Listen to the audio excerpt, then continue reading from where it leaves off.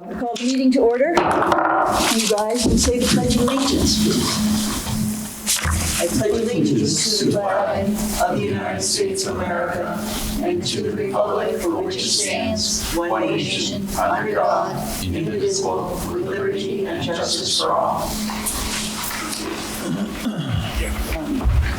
First order of business is just saying who is here, and all members are present except Maura Bashaw, who has the flu, and Jim Doggett will be tardy by about 15 minutes.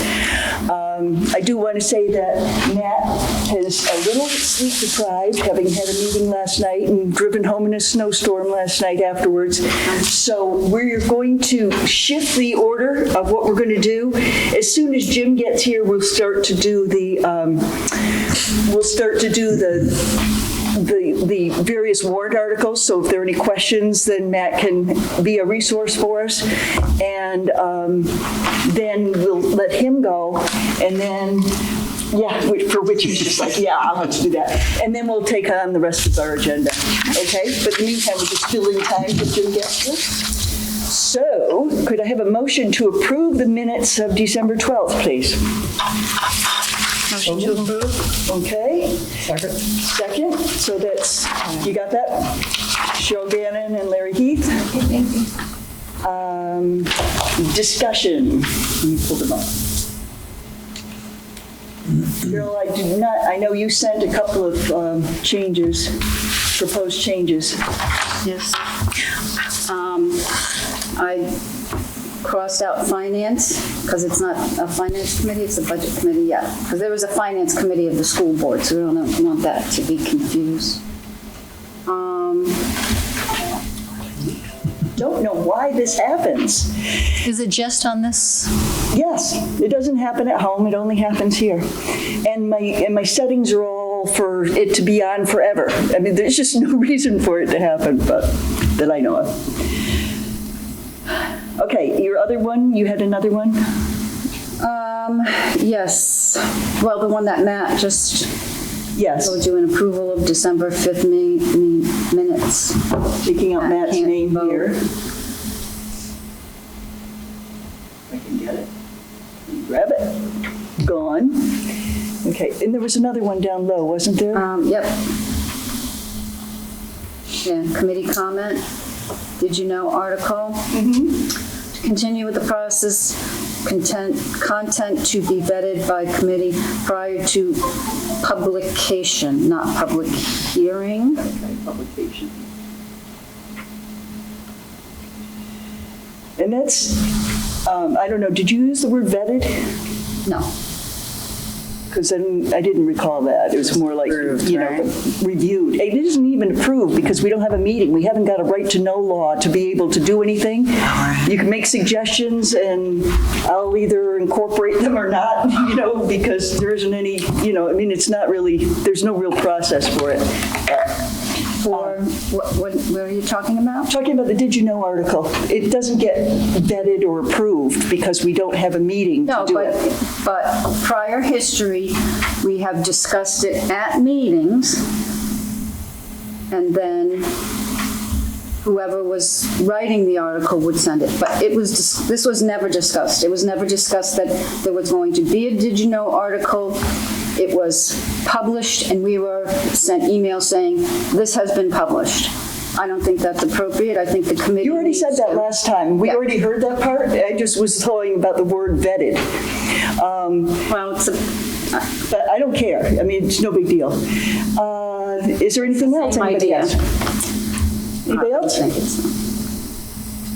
Then there being no further discussion, all in favor of approving as amended? And that would be unanimous, not including that. Okay. I'm going to suggest that the next thing that we do is move to approve the guidelines as you had worked on them. Oh, and I didn't pull up a copy of that. Let me see if I can find it.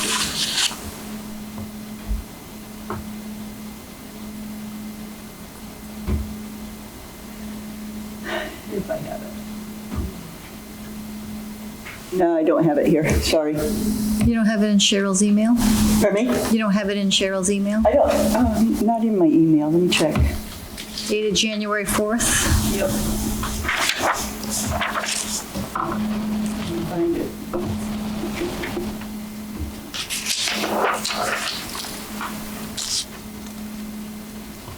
Oh, no, it won't me. You never sign into this thing. Is it a Gmail account? Yep. Yes. No internet. Okay. Can we have a motion to approve, and then we'll discuss them if there's anybody who has anything further to, So moved. okay? Second. A second? Okay, so that'd be Mary and Jim McCarthy. And does anybody have anything to correct, add, subtract, amend? Good. They look fine to me. Okay, there being no discussion, all in favor of approving them? Could you state approving one? Oh, it's the guidelines, the Budget Committee guidelines. Thank you. And that would be unanimous. Question before we move on? Yeah. Will you be sending that to Phyllis to be put on the website? Because we had talked about it being put on the website. I will have,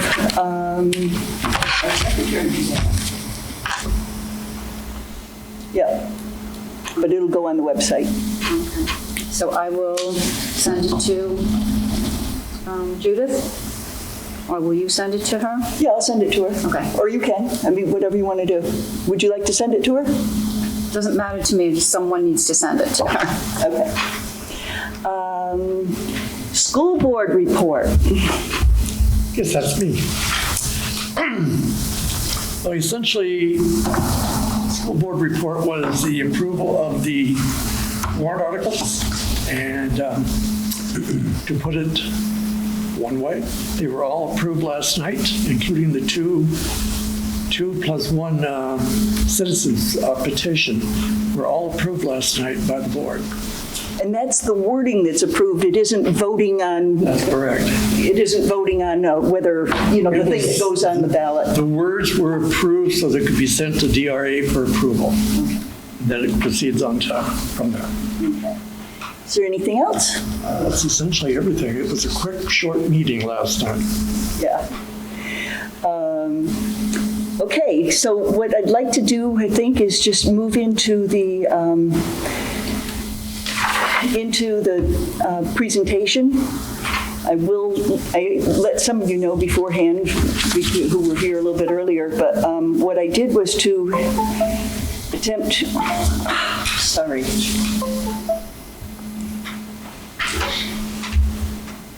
Somebody hopefully could figure this out. I think that maybe the power source is not compatible with your device, or did you bring your own plug? Yeah, I brought my own plug. Yeah, I don't know. I mean, it's, the computer's only like a few months old, so it's not. But do you ever hook that cord up to anything else other than just this? Like, I know you said it doesn't do it at home, but are you using the cord at home to connect Yeah. to other things? No. Yeah, I think it, No, I plug it in. The only thing is plugged in here is the plug. but it's the source, you're losing This thing. connection. That's Yeah, a school right. cable, Yeah, so it could be the cable. Yeah. I think it's the cable. Okay. Well, it's, Motion to approve that it's a cable? Oh, and Jim's here. Jim's here. We can move to the warrant articles. Jim, welcome. Good time. You missed the fun stuff. We didn't want to start on that. All we did so far is just, Housekeeping. the minutes and the guidelines and. I have to be careful on what time I go past and let's see the window. I leave an hour early, so Right. You're not an employee, are you? not yet.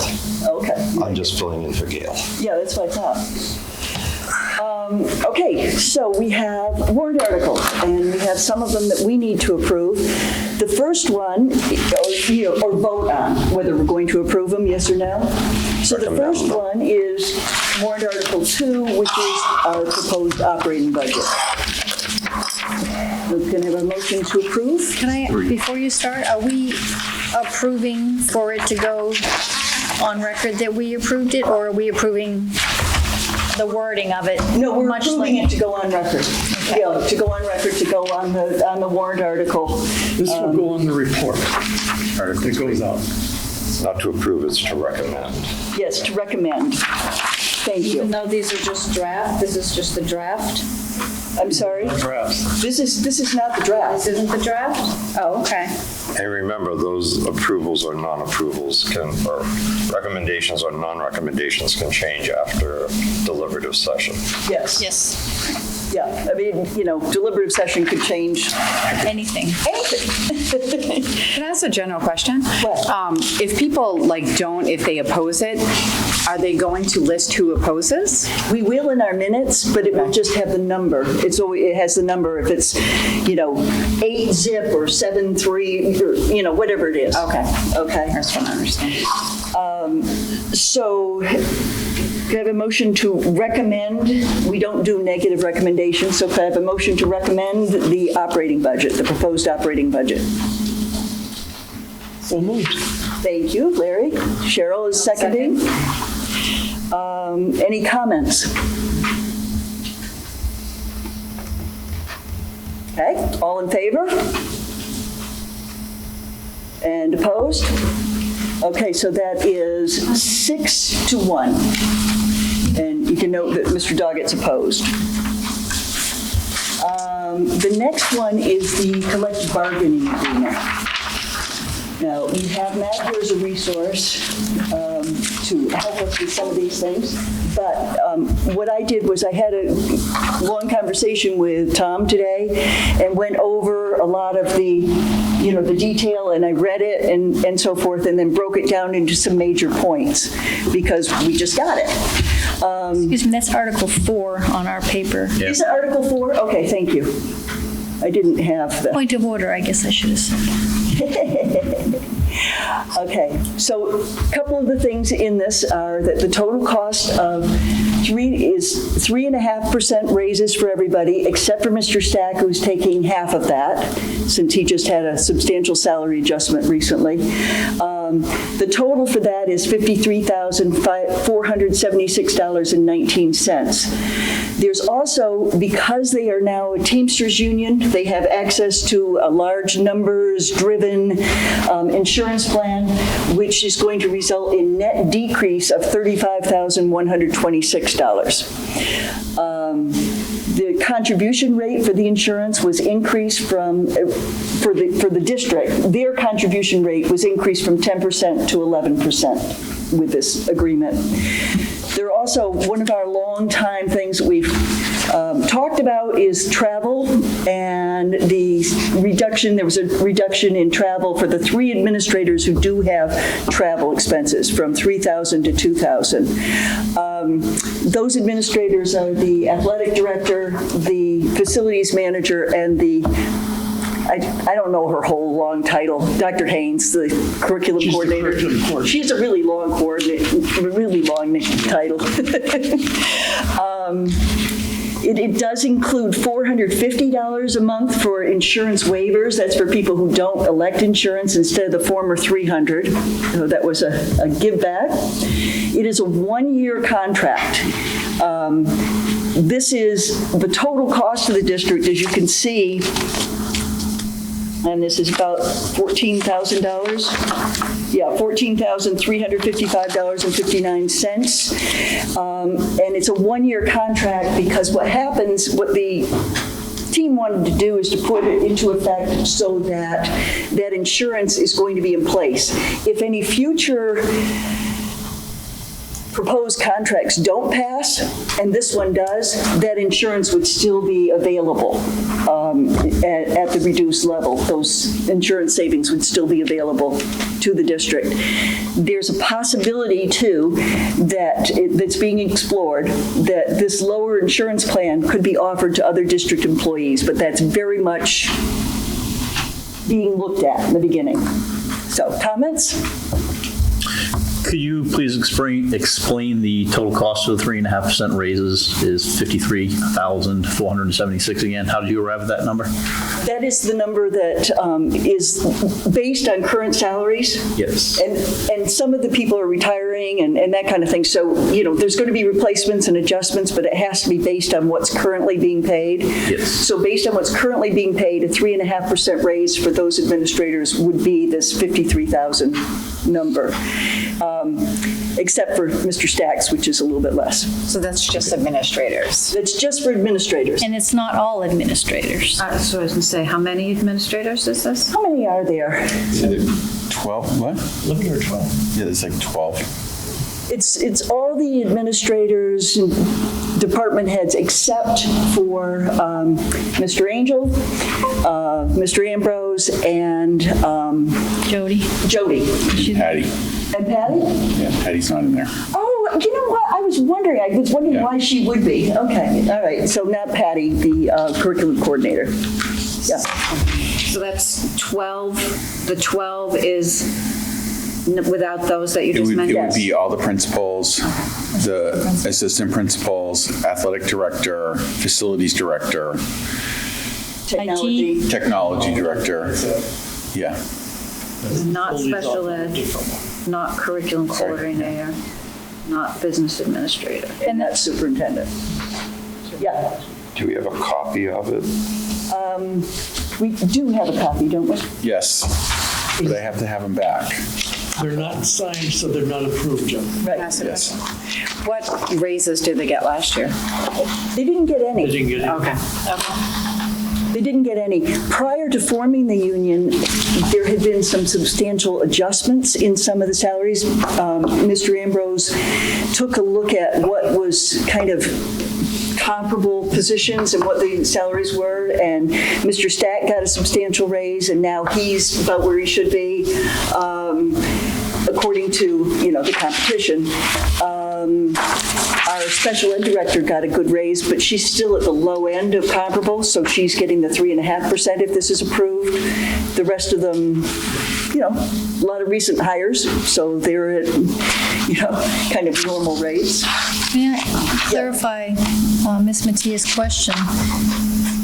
There were no merit increases last year, they were all just salary adjustments. They had joined the union, and there was no contract, so proposed or done. So did they get a merit raise last year? I believe they got They get a 3% raise, didn't they? I don't think it was 3%. I think it was like 1.5. 1.5? I don't have the exact percentage in my head. I'm but sorry, I was wrong. I apologize, I forgot that. That was because of the amount of stuff that was going on at that time and their workload that they were producing, and required, the negotiating team decided that we didn't want to lose any more people, especially in that area where we were right in the midst of everything. So we had to request from the union the right to do this, because otherwise we couldn't even give them a raise, because everything was on limbo right there until something happened. And we couldn't do anything until the following year, because how's the best way? We have a required date that we have to have our warrant articles in, but we exceeded that date. We couldn't do it. I remember we were waiting for the Yeah, we third were all agreement and it waiting. never materialized. It When we never asked did. about it, everyone just went, And that's exactly what we did. No. Okay, that's it, we're done. And went to the next spring, so. Larry's was on the negotiating team. so last they had joined the union even though their contract was never came before the Well, the voters. contract never came before the negotiating team. So. Yes, Cheryl. So who got a 1.5% raise last year? They all did, right? I think that was. I believe that. I was trying to remember, that was a year ago. I think they all got one. And then this year, because of the mismatch between what was going on and everything, they were adjusted. I don't remember how they were done. I was not here, It was- so I can't help out I all that know. well. It was done in such a way that it was even out, so those who should be at a certain level were at that level, and the ones that were too high like Brian Sack, he was held, and he said yes, and the union agreed with that.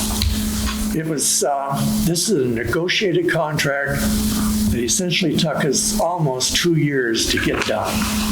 This is not something that happened overnight. It was frustrating. Further comments? Yes, Mary? First of all, I think it's refreshing that we actually have details of the CBA, whether it's signed or agreed to or not. In years past, negotiations have not been completed by the time we took a look at these, and they were asking us to vote on them, and we were just voting on the dollar amount. And we were pretty much blind, and it was silly. I felt silly voting because I had no details. You know, the whole concept is trust, that they were negotiated in good faith. Just like, you know, we've been asked to trust the process and to trust the new superintendent, the new executive, and the new business administrator, and the new, you know, principals. Mary's speaking. Hang on. The principals and administrators. Can I say something real quick here, Mary, interrupt you? One of the problems that we ran into is we were negotiating with a bunch of professional negotiators. And one of the requirements is that we had to keep everything confidential in the room. We couldn't even take a piece of paper out with what we were doing. The only people who got to take it out was the superintendent and one of their lawyers. The rest of us stayed in-house. Working with the Teamsters is not the same as working with the school teachers. I mean, they were... The machine, I know. But everything worked out good. And essentially, you have the contract in front of you now. And it took, like I said, almost 2 years to get to this piece of paper. So I'm encouraged that we have it here and we can look at details. Yeah. So thank you to the negotiating team and those that put it forward. I'd like to give you more information, but... I'm not asking for it. This is more than we've ever had, and I think it's great. And I think that this administrative team has worked extremely diligently and have, you know, all bought into the concept of let's just trust this process, let's trust our chief executive, let's just, you know, the process, the timeline, it's all going to happen. And we're asking the public to do the same. We're asking the voters to be on board and trust us too. What I want to know is, where is this banging of the drum to form a new union coming from? What is driving that? If everyone's expected to trust, why are we adding another union to, I mean, they have the right to do it. Oh, yeah. They have the right to do it, but is our administrative team not trusting the process? Are they not trusting that they're going to be rewarded based on their merits and their efforts and their results? I think, now this is my opinion, this has nothing to do with anybody else. I think 2 years ago when this all started, that they were nervous because we were talking about renovation, we were talking about reorganization, talking about this, talking about that. All of a sudden they were looking and saying, there goes my job. We need some protection. This is, again, strictly my impression. And I think they were trying to protect their own future here. I have nothing to back that up with other than just the impression I had when I walked into those meetings. Now, the impression I got at the first meeting was definitely not the same one that I had at the last meeting. Everybody was more relaxed, I guess is the best way to put it. Like, they knew what was going on, they felt comfortable about what we were doing, and they had all bought in. I must say, I had the impression that they had all bought in to the process. And I'd like to say more, but I don't think. No, that's fine. Thank you. But in closing, I mean, my points are threefold. I think everybody's worked really hard and everybody, deserves whatever they got last year and whatever they're going to get this year, whether it's by design from the corner office or from what the voters grant, whichever way it goes. I'm a little surprised. I'm not surprised because we saw it coming last year, but I'm maybe a little dismayed that they proceeded with it, because I know when I was working in as a manager, I wanted to rely on my own self-worth and my own efforts and just not rely on somebody else to. No. So I'm a little surprised by that. What I like about this, from what I can see, and the short time that we've seen it, is that it's going to afford us some cost savings. They're taking an additional 1%, much like the other contracts did, right? Yes. Last year. They went from 90 to 89. And that there's looks to be some controls in place for travel, Yes, there is. which a lot of people have been asking for a long time. Well, So I'm encouraged. As far with one less building too. Yep. I'm sure that was part of it, yeah. Yeah. And the last thing I want to ask, and I'll be quiet, is this, I haven't gotten that far in the thing, is it a one-year contract? It's a one-year in contract.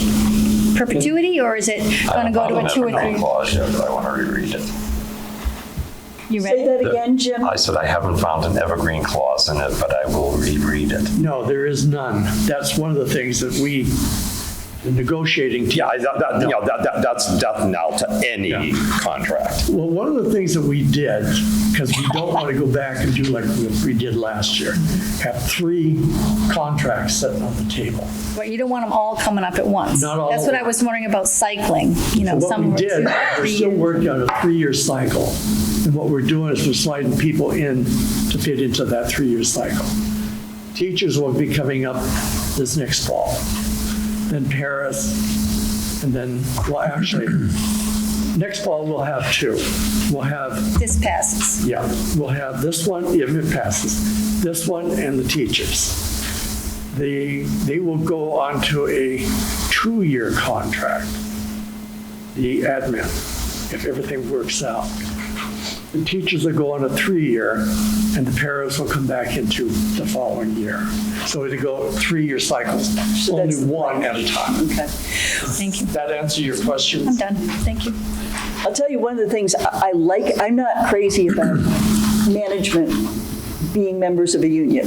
I'm just not. I really would rather have them feel that they're doing a good enough job, that they're going to get merit increases, that they're going to be taken care of, that, that the superintendent is going to be on their side, that, the community is, if they're doing a good job.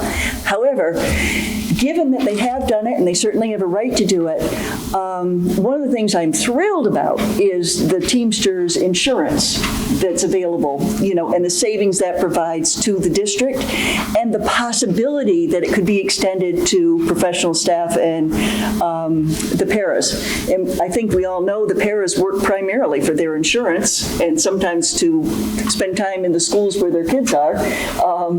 But, they're not paid very much, so insurance is really, really important, and so are the savings in insurance for the district. So for that reason, I'm very much in favor of this, personally. Yes, Cheryl?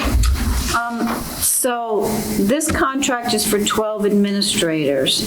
Are those the only ones who are in the Teamsters? The ones that were not here, the superintendent, the special ed director, the curriculum coordinator, business administrator, are they not in the union? That's right. Yeah, we're not in the union. So they won't be, when we renegotiate next year, they won't be included. Will not be included. And that's by choice? No, what it is the members that are immediately around the superintendent are not in the union, can't be in the union. Because otherwise you're essentially negotiating for yourself. You're on both sides of the table. So the 3.5% is a cost of living raise. It's not a merit raise. Yeah. Works out to about $4,000 per person. You just divide it. Divided by 12. Yeah. Yeah. Any other comments? Yes. Just a couple of comments.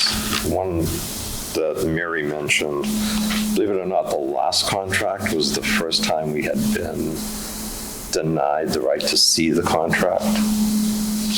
Up until that point, every teacher contract was considered a public document once the board had ratified it. That's why, remember, there was a bit of a brouhaha last Oh, year. yeah, that's why I mentioned it. Because we couldn't get the contract. It had always been, oh, you want the contract, here's a copy. We always got them in advance.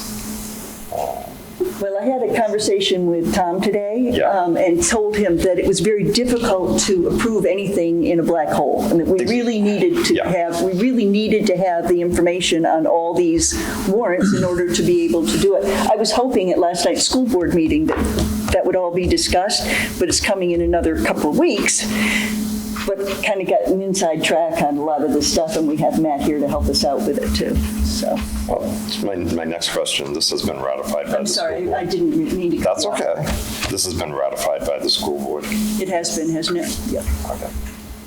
I'd just like to be able to go back through, because in order for a one-year contract that keeps the insurance plan going forward, there has to be some version of Evergreen in here, at least for the insurance clause, because otherwise the standard of contract law is that if this is enacted, but no future ones were enacted, the insurance would be frozen in the place that it is in this contract. Which would be this new insurance, lower premium insurance. So you're absolutely right. That's Oh, true. okay. It would be frozen.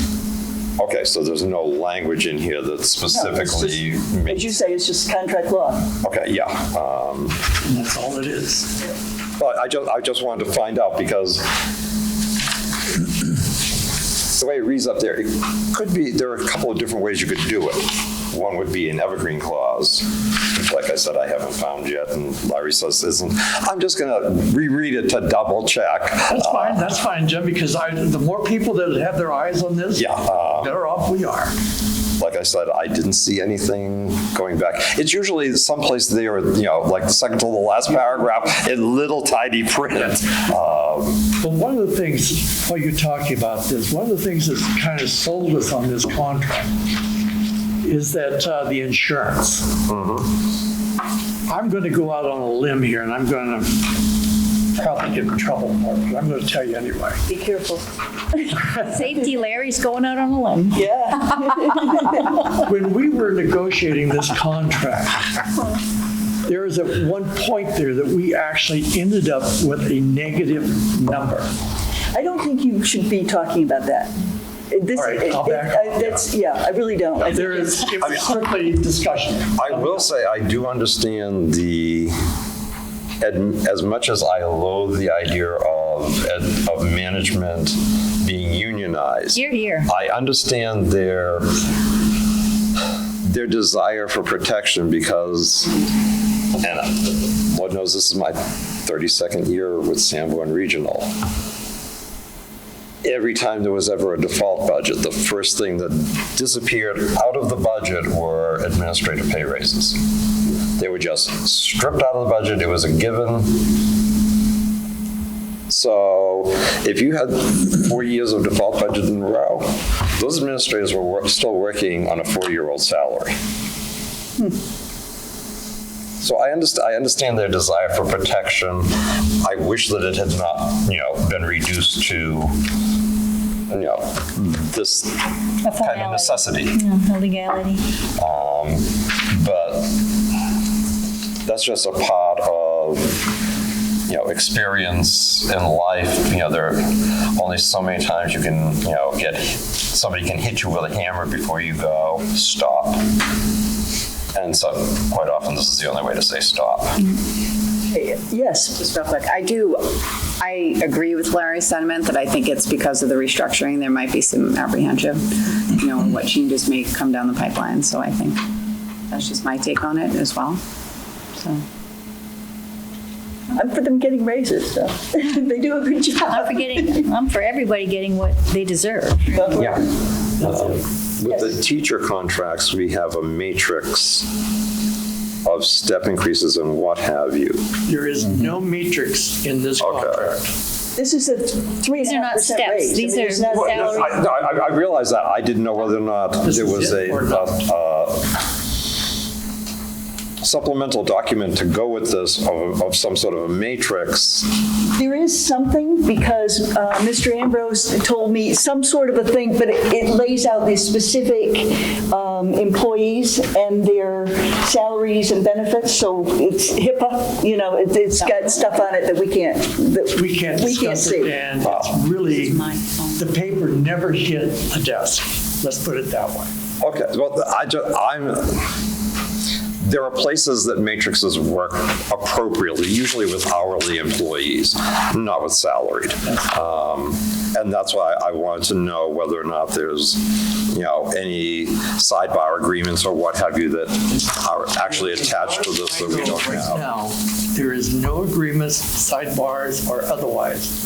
What you see is what they got. Okay, this is it. The only document that Tom has that has the HIPAA things in it, so we can't see it, are the things that created this 53,476 and the Their elections. reductions and that kind of thing to come up with the 14,000. It's just Yeah. the basis of coming up with that stuff. Well, the HIPAA would only cover insurance. But insurance is a big credit on this, 35,000.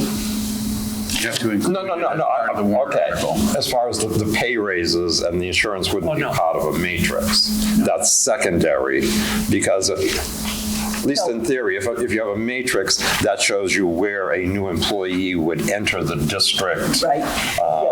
The matrix that he was referring to was not that sort of matrix. Okay. It was the matrix on which these numbers came from. Oh, okay. Is there anything else? Then can we move the question? All in favor of recommending this warrant article, please raise your hands. And that would be unanimous. So it's going to be 7-0, not 8 this time. We'll be able to take another vote with Maura, with all of us after the deliberative on these things, just to make sure that, everything's lined up and we're where we want to be. Actually, we can only vote if there's a change. Will there be a change in having Maura here? No. You have to, the numbers have to change in the warrant article in order for. Okay. Sort of read. The next one that we have is, it's been long coming, sorry, No, it's good. the sale of the seminary.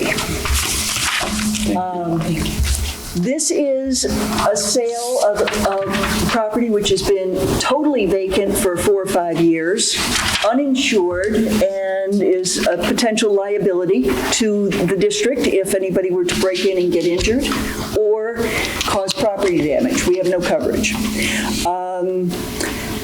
It has been unused except as an administrative offices for 14 years since this place opened up. So, it's kind of been a long time, albatross, but a beautiful building. So here's the details on it. Eric Sinberg of Chimberg Properties is the buyer. He's an experienced developer with the resources to invest the needed $10 million to complete the project. The selling price for the Sanborn Seminary is $200,000. That would be a credit to our operating fund and when it came in. This transaction does not include the Chase Fields. The district will lease back the Swayze Gymnasium for $1 per year for up to 10 years for continued community use. The seminary and science buildings need approximately $6.5 million to be brought up to code for use. So that's ADA compliance and so forth. Again, unable to insure the vacant buildings, leaving the structure and liability uncovered. Yes? Totally unrelated, but what happened to the warrant article where we appropriated funds to bring Swayze ADA compliant? We spent the money. It was passed. But, so what happens here if Swayze is still not ADA compliant? Who's responsible? Swayze is. Swayze is. And Swayze has a new roof. Okay. So it's in pretty good shape. What would happen is if we end up being a tenant Yeah. for Swayze, that we'd be responsible for heat, light, all that kind of stuff. Probably refinishing the floors, which is about $4,000 every few years. It amounts, the total amounts to about $70,000 or $80,000 a year that we would have as ongoing expense to use the facility. However, the couple $100,000 that we've used over 3 times in the last 5 years for things like the roof and the ADA compliance and things like that, we would not be responsible for. The landlord would be, presumably. It's all in negotiation. This is not finalized. The P&S is not finalized. It's being finalized. These are the broad terms, and what this is asking for is approval to let the school board continue to complete these negotiations and complete a P&S. So where is there a compliant bathroom in Swayze? I think it's in the foyer. In the foyer, isn't it? Yeah. I believe so. Is there? Yeah, there are two, both the men's and the ladies' rooms are. Yeah, but neither one can accommodate a wheelchair. I think there's one in one of the bathrooms. The locker And one of the rooms locker and one rooms. It is, yeah, the locker room. Okay, okay. Yeah. And that was new. Yeah, that was brought it up 4 to years ago that the compliance. warrant article was passed, I believe. Yes. Was it 4 years ago? 4 years ago. Okay. If I recall, it's in the back of the building. Yeah. Cheryl? I remember seeing it. I do. I would chased my assume kid in that it. this has gone through the trustees. Caught her. Hey, how you doing? The trustees have turned it over to the town, well, to the school board to do with, that was done last year, to do with as you see fit. Oh. Eric Chinberg will have no relationship with Sanborn District except as a landlord if this gets passed. It is contingent on also Kingston passing their tax thing to allow in historic districts to defer taxes. It's going to be contingent on that. Yes, Cheryl? Do we know what the project is, what they plan to do with it? No. Yeah. No? Well, We do? Do we? I have a little piece here. Actually, there's a news article that's probably going to be coming out very quickly. It's going to be market rate apartments.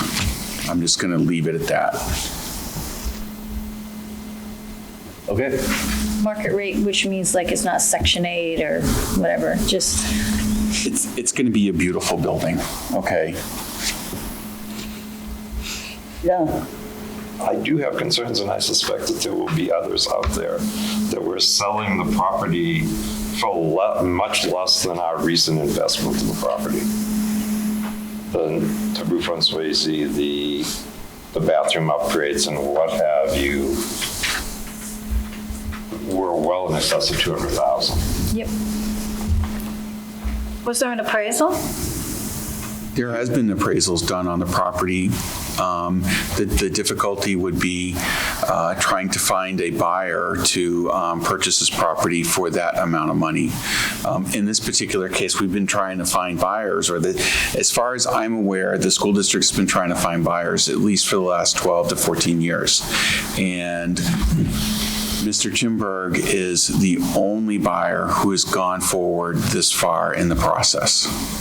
Finding people to rehab distressed property is very, very, very difficult. Distressed property in a historic district. Yeah. Yeah. $10 That million was going to be my needed. next question. Is there some agreement that the historical nature of it is going to be preserved, or? There is. It has It's called to. federal law. Yeah. Yeah, they have to. And I don't know if you've been following the town, but the Heritage Commission has asked the selectmen, and I don't know who's sponsoring it, whether it's the Heritage Commission or if it's the select board. Couple that are doing it. What's that? There's a couple that are doing it. Heritage and the Historical? another one, Historical Society. But what it's called RSA 75E or something like that, 79E, and it allows tax exemption or tax breaks, which can be determined by the select board for a finite period of time, whatever they deem appropriate, in order to rehab properties in the historic district. And I was actually at a selectmen's meeting when they were talking about it, and I think it's the Historic District 1, which is a particular classification of the historic district, so it would apply eligibility for all properties that fell in that zone, if you will. They could apply for, it's not a given, but they could apply for tax exemption to make improvements to foster the downtown kind of thing. So the selectmen voted unanimously, I believe. I don't want to talk out of school, but I think they supported it unanimously. And so Kingston has to approve it, and the district voters need to approve this side of it, is my understanding. Yeah, both of those have to pass in order for this to happen. The other thing is that it's just important to understand, I know some of our questions here have been about what happens with the property in the historic district. That has nothing to do with Sanborn. We sell it. We don't have any say on what's done. We don't tell him what to do. We have absolutely nothing to do with it. All we have is him as our landlord. For Swayze Gym. And for some locker room or something, what is the storage building? Yeah, there's a couple outbuildings. We have a maintenance facility out back. That's One for the IT group. yes, and a technology building out there that has equipment in it. Okay. And where is that going to go then, once that's sold? Where's the equipment going to go? Those are part of the salary. Yeah, so that we would. Oh, okay. It would be lease. We would lease the building at a nominal rate for a period of years to give us enough time to vacate the building, find alternative housing for each of these activities. Any further comments? Are we ready to vote to recommend? All in favor?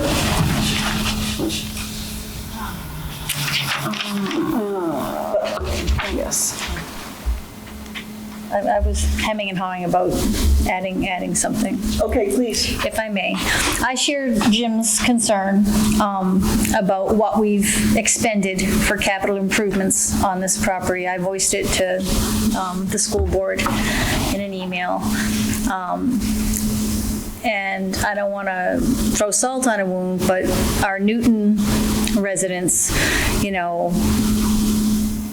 are probably going to be saying, what's in this for me? Yeah, we're going to be free and clear of the overhead and the expense associated with this, but this is a property in downtown Kingston, and even though if, in order for this to happen, the heritage warrant article needs to pass, and there's going to be a period of tax exemption, or a continuation, I should say, of tax exemption. Continuation.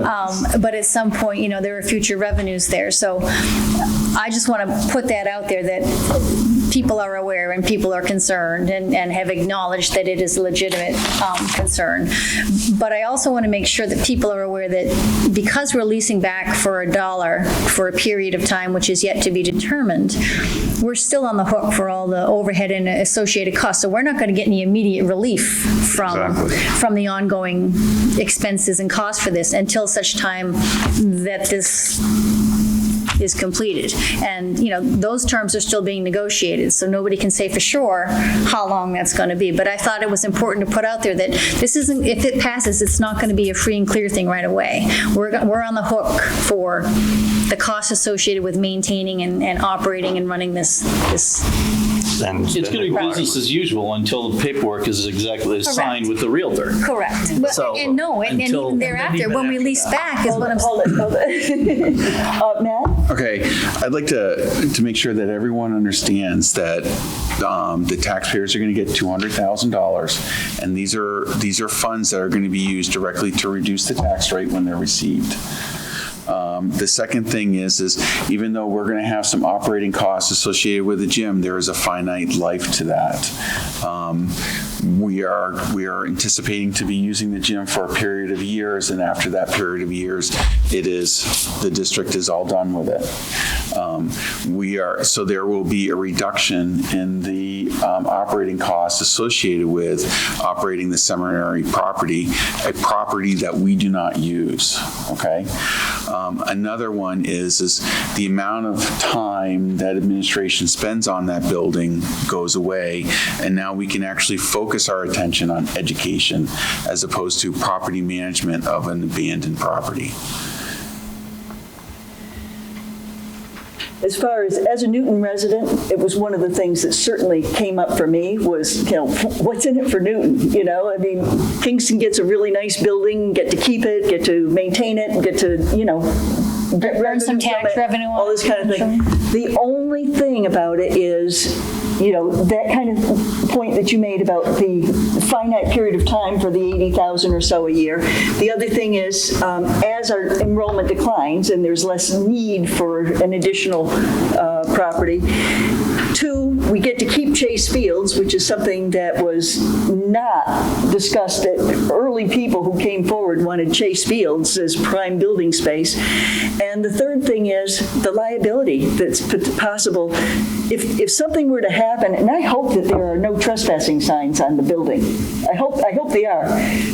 But people are going across the property all the time. Yeah, but if something were to happen, then Newton and Kingston are both on the hook for potentially a lot of money. And when we were showing the building, people were coming up to the door and trying the door.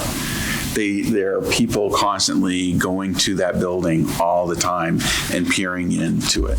I have just a couple of comments. I think Cheryl, Cheryl had her hand up, yes.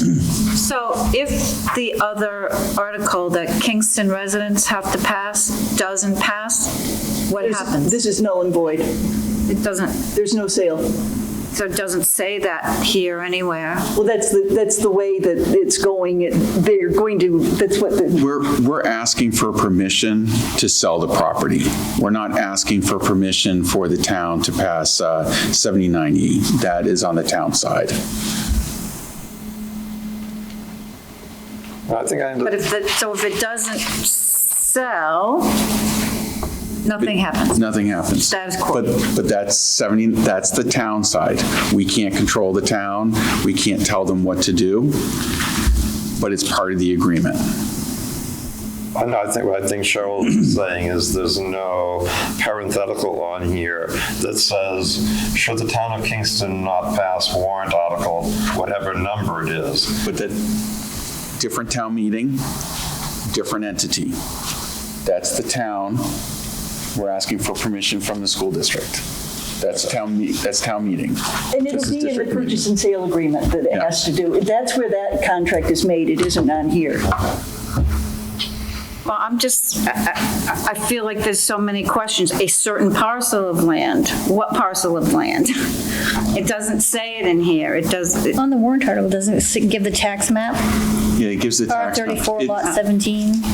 It's the parcel that the seminary building and the science building and the gymnasium sits on, okay? It doesn't include the little walkway or the right-of-way between the seminary property and the Chase Fields. Okay, last time we looked at that, unless they've abandoned lot lines, the seminary sat on a total of 8 lots of land that had been acquired over years and had never been combined. I'm working on that as we speak. So you're I'm combining them right now. okay. Yeah. So that requires a planning board approval. Yep. I haven't seen a public hearing for that yet. Nope. There will be one. There will be a notice for public hearing in February. The map. I don't know what R34 is. Usually maps are just single digit. It'd be number 34. Not in Kingston. The And tax, you need a block number in there. yeah. No, there's no block number. It's map and lot in the town of Kingston. Oh, okay. So the map and lot in the town of Kingston on the tax map shows it as one contiguous piece as opposed to 8 different lots. And actually it's less than 8 because some of those 8 have, like I think 2 of them have been sold off. So I think it's now 5. Okay. But I mean, that is a, Yep. He's on. that's strange because every place in the state does map, block, and lot number. They do map and lot. Not Kingston. Kingston don't do sales either. Newton doesn't do that either. Okay. Yes, we do. It's not new sales. New fields. In Newton. New fields. Okay, Newfields. All right. Cheryl. So the $200,000 says payable over a term of years. So how many years is it going to take them to pay us?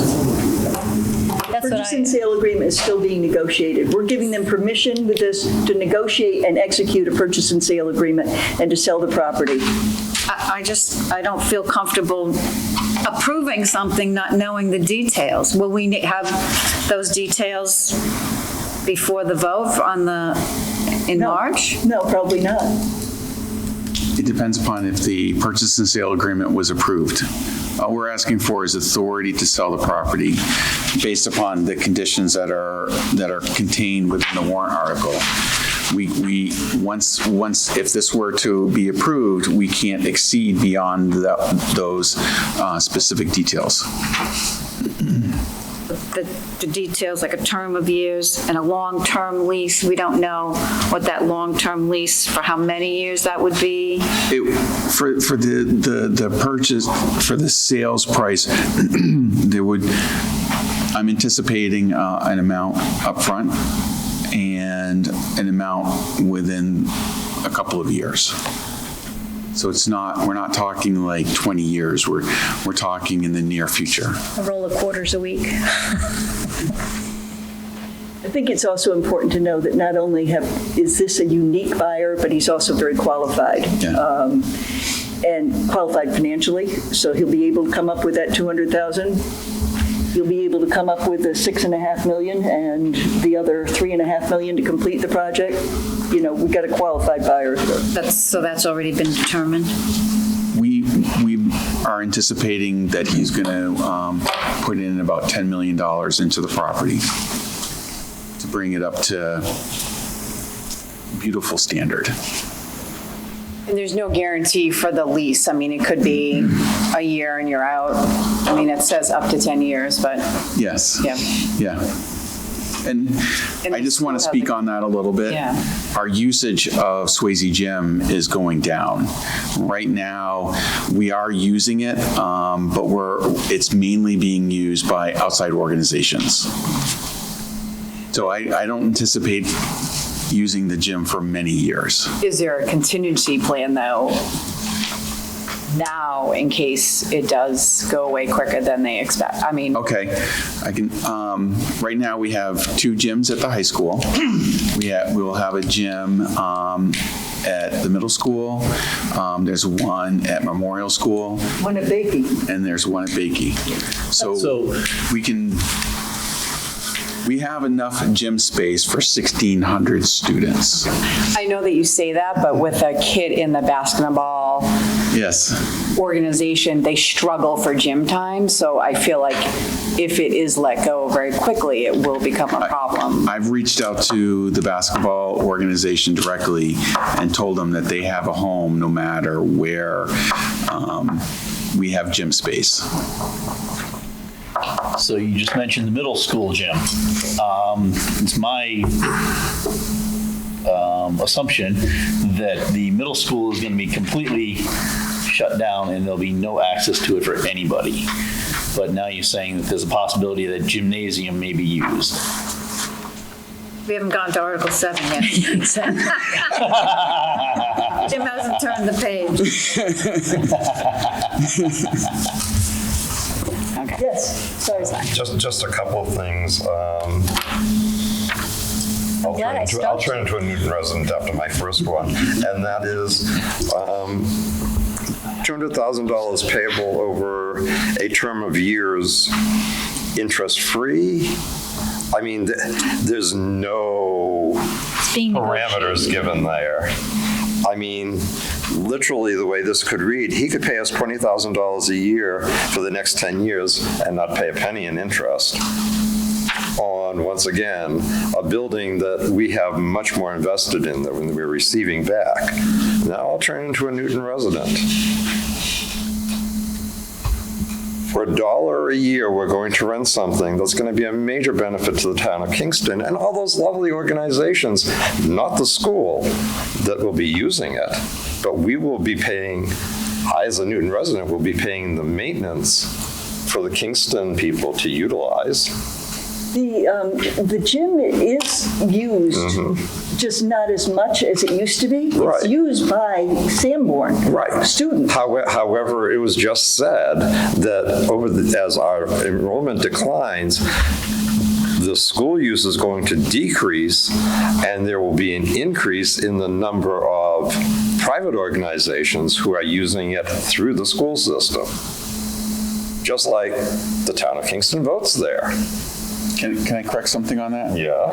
The private organization that Vanessa was speaking about before includes students from both Newton and Kingston. It wasn't what Vanessa said, it was what you said. I want people to be careful. We are a school district. We're not the town of Newton or the town of Kingston. We represent the school district. However, a majority of the use of the curriculum-driven use of Swayze Gym is by Kingston organizations. No.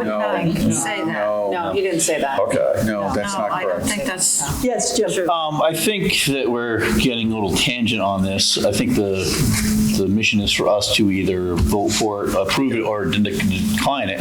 And the statements that a lot of us are making should be saved for the deliberative. Because And we're for not the going to town of solve that. Yeah. It should be stated out in the public at the deliberative meeting for everybody to hear and to get them thinking about it, and post it so that it's out there. Your comments, my comments, their thoughts and everything. And by the way, I did read Article 7, and that was going to be my next statement, but we'll wait to get to that. Okay. So at this point, are we ready to vote, or are there further comments anybody wants to make? Okay. So the vote is to recommend this is an aye, and not to recommend it is a nay. All those in favor of recommending warrant Article 6, please raise your hands. And opposed? Okay, so that is 6-1 with Mr. Doggett opposed. The next one, Article 7, is actually not something that we vote on because there's no money involved with it at this point. We only vote on the ones that actually have appropriations. But that's going to be very appropriate to comment on at the deliberative session. Yes, it is. Yes. There has to be money attached to it unless it's going to be a zero lease. There will be, but this is not on the warrant article. This warrant article gives permission for the school board to enter into a long-term lease. This is not permission, this is not a raise and appropriate. This is authorization to, the school district can't buy or sell land without permission from taxpayers. This is just purely authorization to enter into a lease agreement, which is essentially selling land. No, a lease agreement is not the sale A of lease land. agreement is one of 6 different transactions in property. The lease agreement is essentially a long-term, is a transaction in the sale of property. It's one of 6 different types. Okay? Maybe in Massachusetts, no. No. In New Hampshire, it's one of 6. Okay? Mr. Reed is an attorney. I also read law, Okay. so that's what I'm saying. But that's a little off topic, so if we could just not. Well, no, but I really want to focus here on what we're talking about. This is not one of the articles that we vote on. It Okay. is something that we make comments on at the deliberative session. The next one that we need to look at is the reserve funds, which are combined really into Articles 9 and 10. These are setting aside unexpended funds at year end out of the operating budget as reserves, as was voted in last year. $75,000 to the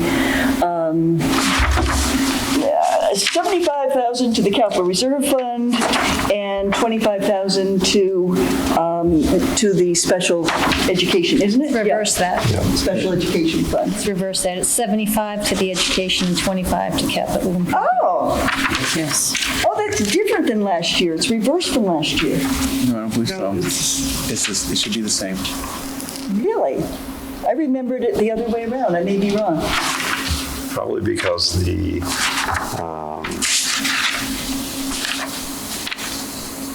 Wait a second, the spell. Okay. They put the wrong in favor.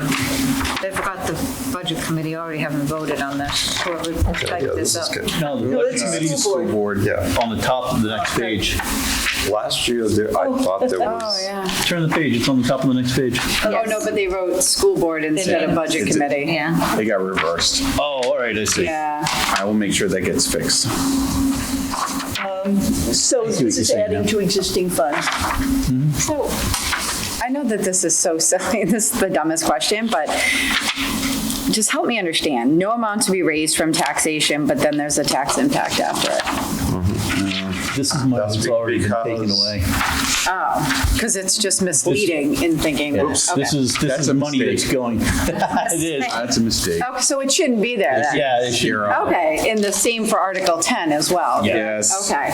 I was like, what am I missing? I don't understand. That was a really good question. I was like- We had, like, we had what am I a lot missing? of talk about that last year because any money that is not returned to offset taxes is actually has a tax impact. Yeah, see, I didn't pay attention. And that is what we agreed to It's left last over from the year approved budget. because You know This what? is one I read. Hang on, guys. No, okay, the problem about calculating the tax impact, people want to be able to add up each of the warrant articles and try to relate that to their tax bill. Okay? Correct.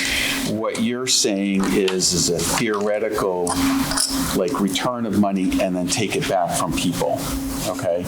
Basically, in Articles 9 and 10, this is money that the district has, and it's unexpended. Right. And we're just taking the money that we have and moving it somewhere else. We're not. As opposed to returning it to offset We're not taxes. taxing, we're not officially taxing people. That's the semantics we went through last year. But you know what? It's done the same way on the Newton Reserve Fund applications. It's done the same way in Kingston. There's no tax, actually, Kingston doesn't tell tax impact. I was just going to say, no, in Newton, it doesn't say that unless it's being taken from a source outside of the tax stream. The key to the warrant article here is no amount to be raised from taxation. If that language was not in there, then there would be a tax impact. A tax. And a last tax year, is when- this board decided that there was a tax impact. Okay. A tax impact is when the government extracts money from its taxpayers. Okay? We've already. That's one way. Wait, let's government- let one person speak at a time, please. And Matt's speaking right now. The government right now has funds. We can't tax the people twice. What you're saying is taxing the people twice. As you said that there are multiple transferences of real estate, there are multiple ways of tax impact. This tax impact is, instead of an anticipated return of funds, it's being, the funds are not being returned. Jim, I for one really appreciate all your wisdom and experience and everything and doing everything that you do with the Board of Selectmen. However, we are not going to be changing this warrant article tonight, and we are not going to be changing the tax impact. If it gets changed, it gets changed at the deliberative session. This is just us moving forward as recommending or not recommending, period. Right, but the language is going to appear as it appears now. That's not going to suddenly disappear. DRA will review all of these, Right. so it could get changed. And last year, we asked for them to say no new taxes will be, and it was turned down by DRA, if I recall. Yeah. Right. I do recall that the conversations coming up where people were asking to have that put in there and stuff. But, so anyways, people aren't going to be paying more taxes for that money to go to those funds. That's correct. It's just money that's not coming back to the taxpayer, that's all. Except for the fact that the money coming back to the taxpayer goes Reduces to the offset tax. taxes. It does. Therefore, you have to raise more money to replace the money that is not returned. We could make another argument about this money being put into reserve fund. Hang on just a second. And that is money which is going into the district coffers. It's not being spent. It's there as a reserve fund in case it were needed in lieu of asking taxpayers for more money. And And one of the things that Mr. Ambrose and Mr. Angel have said is that they would like to build up the reserves so that we can keep our budgets tighter, which would tend to reduce some of the tax impact year in and year out. And the fluctuations. And the fluctuations. So, I mean, you can argue that it's still taxpayer money. It's just not in their pockets. It's in the district's pockets for them. Yes. Annie, I was just going to say, the whole reason you have these reserve funds is to keep from seeing hills and valleys.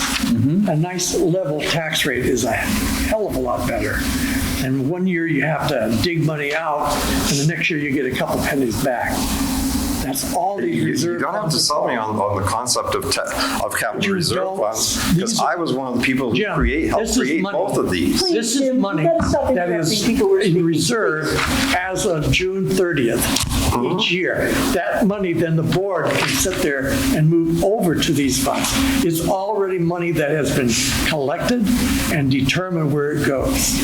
It saves on both ends eventually. I know Mr. McCarthy would like to see even bigger reserves. You've said that before. Actually, I have two comments to make. I don't want to keep my mouth shut on it. But yeah, actually, if there was a reserve account for $750,000, it was only getting 2% interest, we wouldn't have to have the discussion over $14,000. You're right.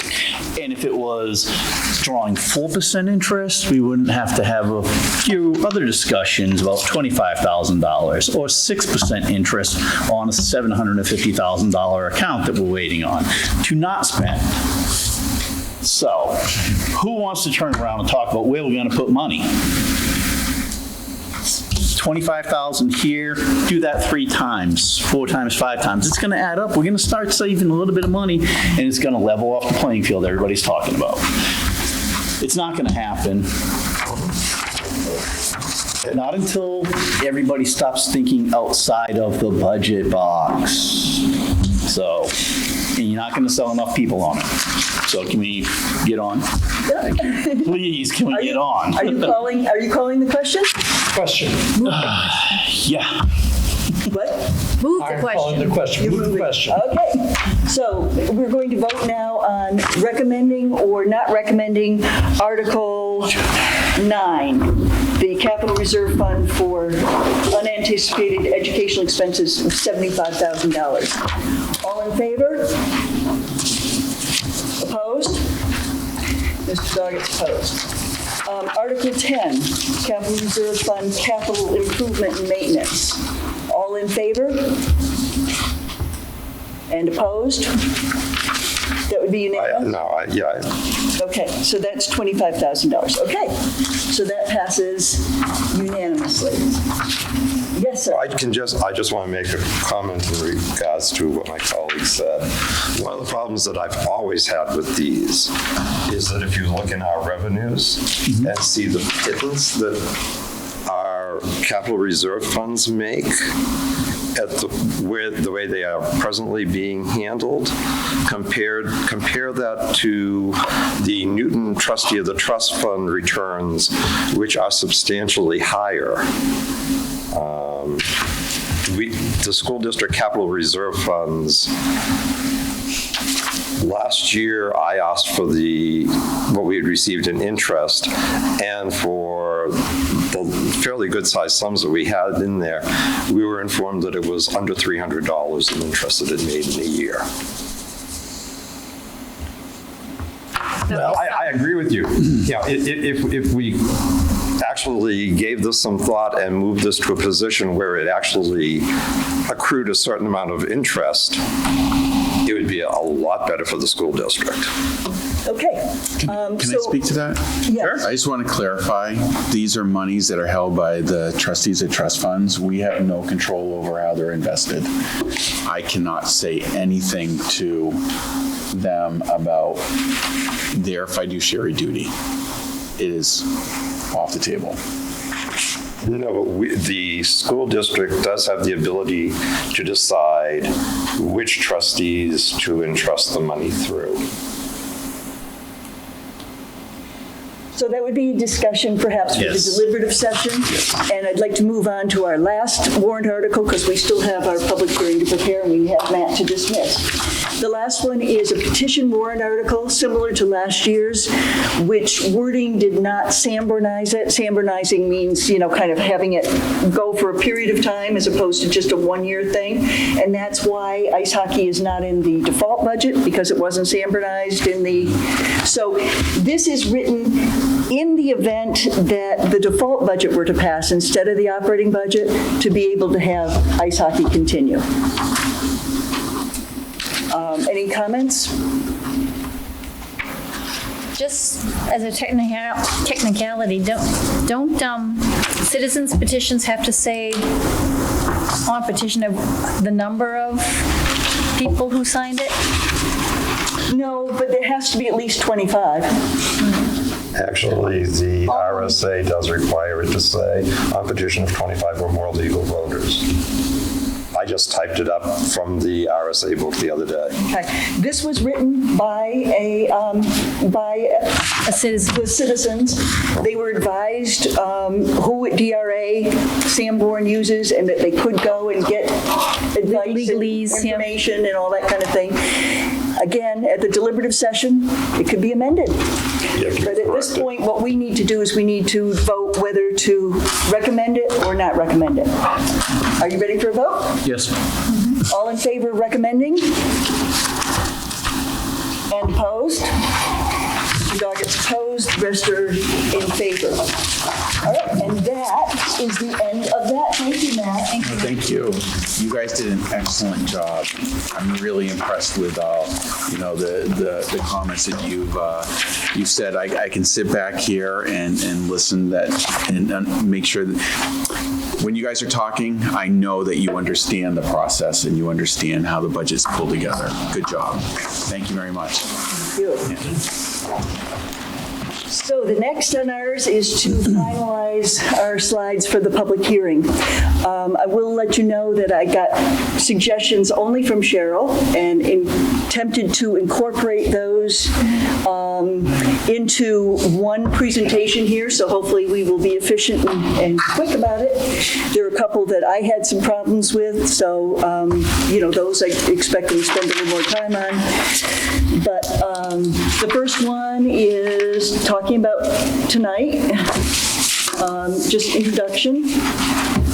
Next one is the mission of the Budget Committee. These are unchanged. The next one is the budget process, also unchanged. This next one is changed per Cheryl's graphics? Formatting. And I thought it was an improvement and made it very clear. Yeah. One thing that I'd like to see changed, the proposed budget, actually proposed operating budget. Okay? It says operating budget on the top though, Larry. Yep. I know, but just. We went through this it caught last my eye time. right away. We went through this last time and even Matt said, it says operating budget on the top. Yeah. Operating budget proposal, proposed operating budget. It's just redundant, I think. What do you want, folks? Leave it out. Okay. I would say proposed budget, if you want to do that. Yeah, but then we could say default budget. I mean, it's already, yeah. Okay. How about here, proposed operating budget? Might be a good idea there since you got the default right above it. Okay. That works. Okay. The next That's the one I one, was actually looking the next one is unchanged from before. The next one, Cheryl had some real problems with. This data source is from Mr. Stack's presentation to the school board, where he had a graphic of these and showed what they were. I went over it with Matt and Tom, and to try and figure out possibly the clearest way to do it. The verbiage on it is, it is Right now, all students get classroom instruction. Right now, very few get, specialized intervention. We do have a math coordinator who can help out some people. We have a little bit. We have some in the high school now. But the proposal is to increase that. This is the new initiative. And special ed is in place now with fewer kids in the district. So that's what that slide is about. Fewer than what? All students, some students, fewer students. Fewer number of students? Do you want to put fewer number? Will that make it clearer for you? So the new initiatives are reading and math intervention. Is that affecting special ed? What it is showing how instruction is delivered in the school. And right now, the addition is to add the intervention, which is the step 2. The other one, step 1 and step 3 exist The title now. is reading and math intervention, but it doesn't, to me, this slide doesn't tell you where that is. Where is the reading and math intervention? Okay, it says to be increased by 950,000. Is there a way that would be clear? Does anybody else Maybe have a problem change with the this? color of the bubble? I don't know. Does each bubble apply to each level? Each rectangle, yeah. Why could we, and I apologize for not doing this online, Annie, but It's okay. why couldn't you just incorporate that verbiage in a different color within each bracket so it's clear, Say what? just to put that language in each rectangle, just in a different color so people understand. The bubbles are confusing for me and I apologize. That's okay, okay. But why not just incorporate your verbiage into each rectangle as opposed to having a bubble that... I suggested the same information be put in different This is Cheryl's slides. suggestion, is to have it in verbiage as opposed to having it on the graph. The graph idea, or this picture, came from Mr. Stack's presentation to the school board on what this whole program is about. I would rather... One of the big problems is, I can understand all students, that's the student population. When you hit some and fewer, those are very subjective words. Yeah. Somebody could look at that and go, okay, some students get help to grade level, some kids don't. I mean, it without numbers specifically there saying... We don't know the numbers. Well, we should be able to But you either have spend $950,000 on it.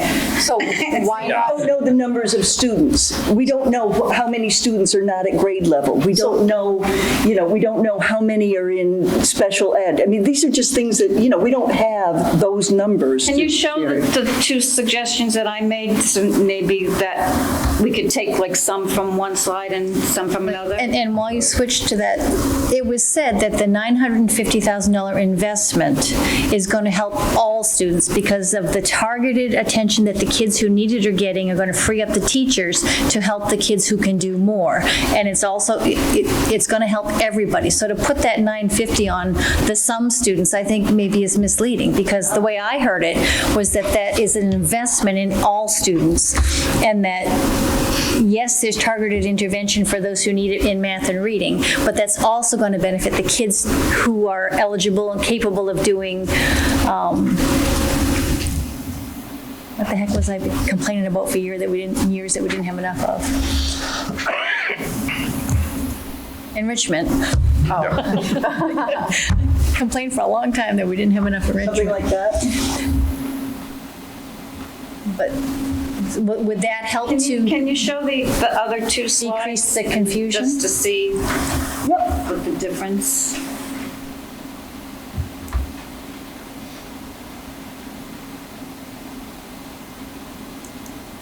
So this is the current. There's some students in regular class that are struggling. There are students who are identified with special needs, and they get that. That's not going to change, right? Because those funds come from state and federal programs. What's going to change is the next slide. Well, the funds don't come from state and federal programs. For special ed? It's mandated, but it's not necessarily funded. Yes, it is funded by It state. is funded 100%? Not 100%, but funds do come from there. And we currently fund those students. That's Anyway, not going to anyway. change with this 950,000.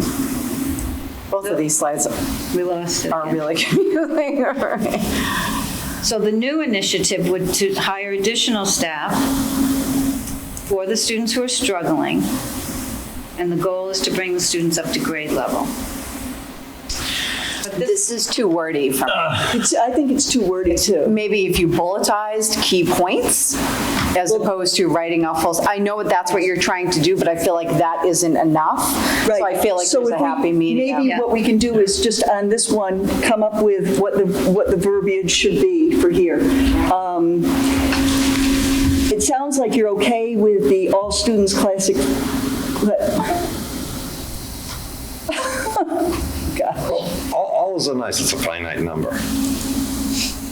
It's your total cohort.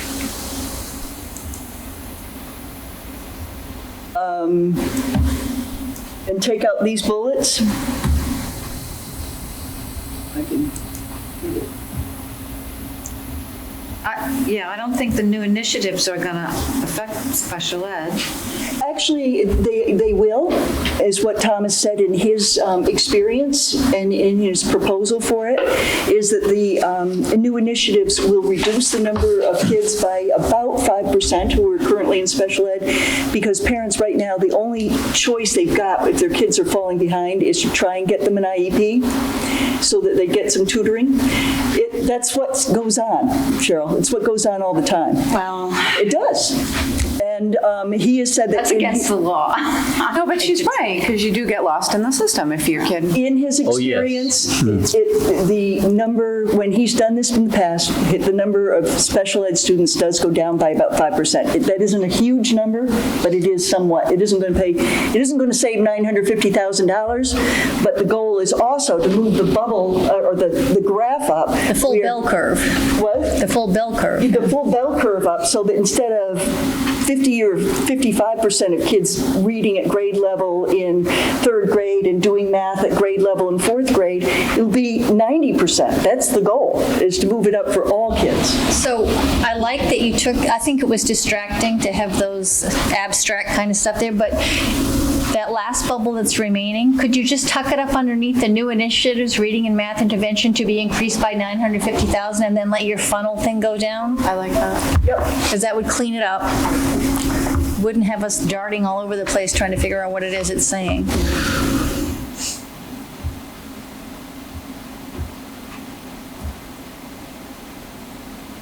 Before you do that, Annie, Yeah? on slide 11, it says new expenses, including reading and math specialists, 966,500. There's new initiatives including this 950. There's another 16,000 that he's got in there. That's Mr. Ambrose's numbers from his presentation. We need to, And put a parenthesis. how to on make that it slide. match. Because if it,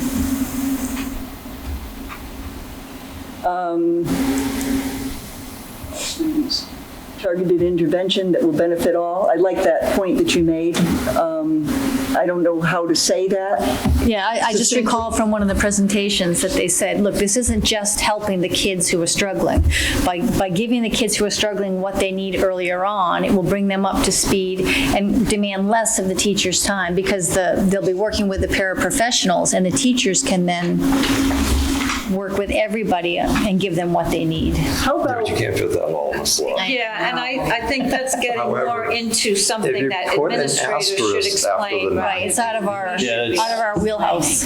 Yeah. And then put an asterisk. I would just I'm say, listening to Jim at the moment. An Yes? asterisk after the 950 and put an asterisk before the word targeted intervention in the middle. we're It struggling. actually will tie it After it or specifically. before it? Before targeted, after 950, Okay. Yeah, I wanted to be clear what, and before targeted. before targeted. Good. Can we say targeted interventions for struggling students? Yep, I was trying to make this, and I don't have to do it right now, but I can make this wider. So targeted intervention for struggling students. Or to bring struggling students to grade level? Well, you're saying benefit students at all levels, correct? Yeah. So maybe you just add the word, I don't like struggling student, I don't know. I like as needed. I don't like that. I like as needed because it's implying that they're going to get what they need based on their Yeah. challenges and gifts. As needed that will benefit students of all levels, or I don't know, benefit. Is that okay? I just don't think benefit all is clear. And I could be nitpicking, you're not making it clear that, Benefit all students? well, it's not, I think what's not clear is it's not saying, okay, it's, because I think people are going to interpret it as just the kids that need targeted intervention are going to benefit from it, Gotcha. not students of all different levels. So What's your proposal? I don't know. Well, targeted intervention and enrichment as needed, or is that going out on a limb? Giving students what they need. Well, we keep all If you in bring two it back different up, Amy, I have an idea. levels. I don't think this is for Targeted enrichment. This is for intervention kids who are students as not needed at grade that will level. benefit them, because you can only benefit a student at a time. Well, one of the points that I was trying to capture was Mary's point that, it's, the goal is not just to help those struggling students, but to move that bell curve up so that 90% of the students are reading at grade level and others are getting enrichment who are already performing well above grade level. So, Yeah, but theoretically, then- this should also help those students that need the enrichment. Yeah, Because that's what you just said. that need, and students do actually need enrichment. Yes, they do. Otherwise, they quite often start on that lovely slippery slope that we talk about. But I think that's, you're getting into cause and effect here that we Yeah. have no idea to be able to predict. That money was asked for specifically to get higher teachers and paras for these students. Early And that's what we intervention. should say what it's for. so what if we It'd be nice if these things all happen the way we would hope, but that's not, we're presenting where's that money going? And that's going Then to be we up have to to the get rid of school the board word to come up with benefit. measurable outcomes and Yeah. check it and make sure it's happening and check the But how program. about targeted interventions for students who need extra help instead of struggling students? Or how about just remove that bottom sentence and just leave it as simple? Targeted. Intervention for students. You're required. you're trying to make a sale, is what we're trying to do with this presentation. And when you sit and read this, you're automatically led to the fact that it says new initiatives, reading and math intervention. And so then you're going to be targeting students. You're targeted intervention for students. We don't have to really go into saying 30% of all grade levels Right. to cover anything, or the word all doesn't even need to be associated with it. It's just students that need it, that need the intervention. So how about just saying classic, take out the all students, just classic classroom instruction, targeted intervention for students as needed, and specialized help. Will result in less specialized help or something? Well, we don't know. I mean, that's one of the goals. That's been the experience Tom had before. Well, actually, just leave that statement off. I don't think we need classic classroom interest. If you're saying this money, what's this money going for? It's going for students who need additional help who are not getting it now. That's why we need the money. Yeah, I don't understand what the classic classroom instruction is really contributing to it. Okay. Based on this slide. I got, so basically, you'd like to abandon using Mr. Stack's presentation, which I get, that's fine. No, I like the idea of the graph. I just, again, from a layman's person sitting in the audience, that it just says, like, I don't, what do you mean classic classroom instruction? Like, I don't Yeah, so understand then that. somebody can turn around and go, so what's my $35,800,000 going to then? Yeah. So I just, Yeah. I'm not saying abandon it, I'm just saying I think that you could probably verbalize a little bit better to make the point a little bit more clear. And I think the more general we leave it, the better off we'll be. If we try to target and pinpoint semantics, it's going to get us down a wormhole. Yeah, we're going to lose people It and does bring up become- questions that we don't want to sit and have to try and answer. So do you like this, real simple?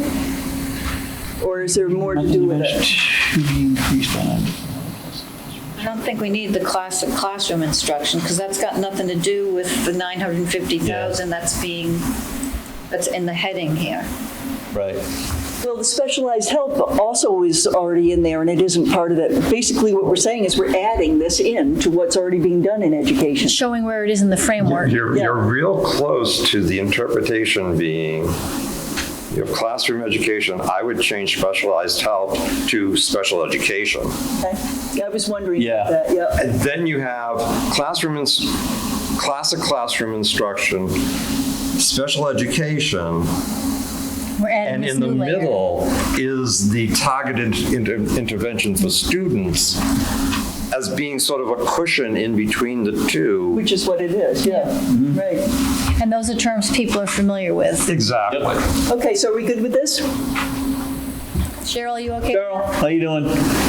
I don't see the relevance of the classic. What Jim just said really brought it to light for me. This is what people are familiar with. They're familiar with classic traditional education and special education. And with the asterisk tied to the 950, it shows this new layer that they're adding. So why not say with, Regretfully, it's difficult You can't because say it's. yeah, well, I mean, I'm just, how do you, that 950 doesn't tie to, for me, I understand what you're saying, but I can't make that assumption based on the slide unless there's something that ties. well, that's where the asterisk comes in. Can we make those two text boxes the same color? Oops, I was gonna say red or something, so Well, they, make them the same. The one with the Yeah, 950? I was about to change it to red to see what would happen with that, if I can find I it. don't know how it would print, I know Yeah, we were concerned that's about the that. next thing is the. Well, yeah, we'll have to look at. Red doesn't work. Sure, that Yellow. looks red. Huh? So sure, that looks red. That looks impossible to read. Or blue? Looks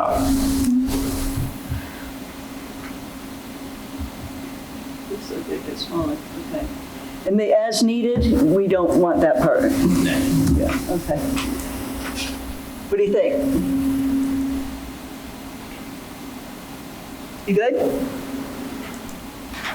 And you'll be speaking Yeah. during this. I know, it's just for people who just see the slideshow, we want to make sure that they communicate too. Yeah. But I like fewer words, on the slides. I think it's just, makes it easier for people to understand. Whoa. Just happened. Uh-oh. It's been happening. What? Getting ready for January All these 14th. slides just went blank. Oh, it'll come back. There we go. That's why I said, uh-oh, all the slides on the left Save it, disappeared. honey. Yes. Save it. Is it in Google? No, it's in my PowerPoint. I can't do Google Slides. I hate. Trust me, I'm not a Google fan, so. I don't like them. Yeah, I don't like Okay, what slide? You know what? I don't have a slide 7. number. Let me add numbers to these. That was something we were supposed to do, wasn't it? They don't come out very thick, though. I don't know why. Insert numbers. Can't find it. Let me put a note. I don't have a pen. I'm just going to put a note to myself to add numbers to the slides, okay? So people, when they're asking questions at the deliberative or whatever, can ask for it. All right, so where were we here? 7. That was 8, I believe. What? I believe it was 8. It was, We're now on slide 7, because we got rid of a couple, some things have changed.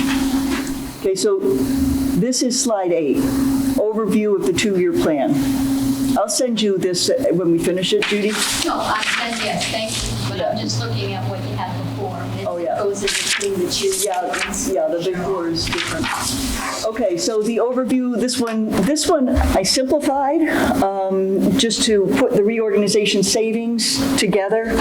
And then the one-time construction cost is the same amount is on Tom's proposal for the construction.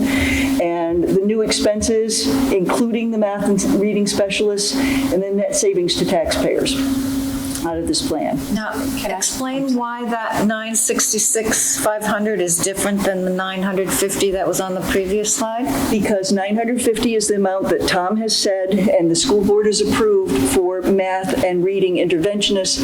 The other 16,500 is for other stuff. So can I make a suggestion? Yeah. He's had both those numbers in his presentations.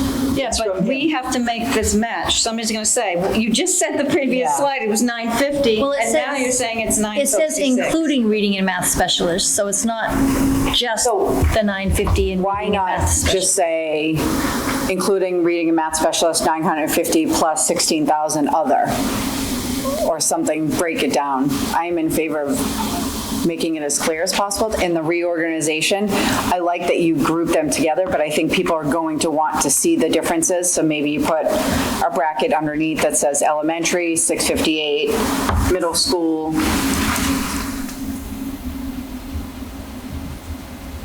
Oh, no. No, not there, not there. No, on that don't go slide, back not every on that time. slide. I don't know where I'm not saying you guys have to agree with me, it's just a where are you suggestion. wanting to put it? On the slide Go to we the were next just slide. looking at. Oh, okay. I'm sorry, I missed that. Okay. And then in the blue, where your third row down, Or purple? On the left-hand side, on the left-hand side, of the description of it, where you said new expenses including. Yeah. new expenses $16,500, dash 16,500. Okay, separate the 966. Yeah. Do new expenses, 16,000, whatever, 500. Plus 950,000. And then you say including reading math specialist, 950,000, so people can see.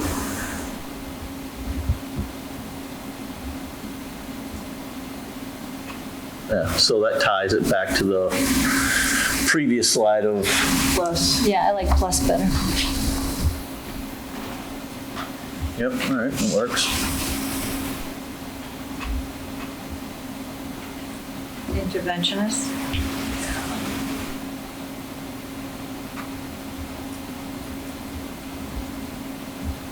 Okay. S. And can you add an S to cost up on the top part? What? Does not include one-time costs. It's these masks. One-time costs? Okay. Right. And then does anyone else agree the reorganization savings? I think it's good to explain it to people that 658 is coming from the elementary and 748 is from the middle school, or maybe nobody cares and I'm the only one that cares. I combined them, they were together, they were separate, but it just makes so much stuff on the slide, I thought it was easier to put this together. Well, can you do what you did on that I don't know that one? they care, it's been out there since last April, you know? No, we can't say that. There's going to be different people here, and we need to make clear what it is that we're doing here. We can't say, well, if you didn't come, too bad to you. Yeah. Can you do what you did in the other one, where you separated the two, so then you see the total on the right? So under reorganization savings, Yeah, itemize it there. parentheses.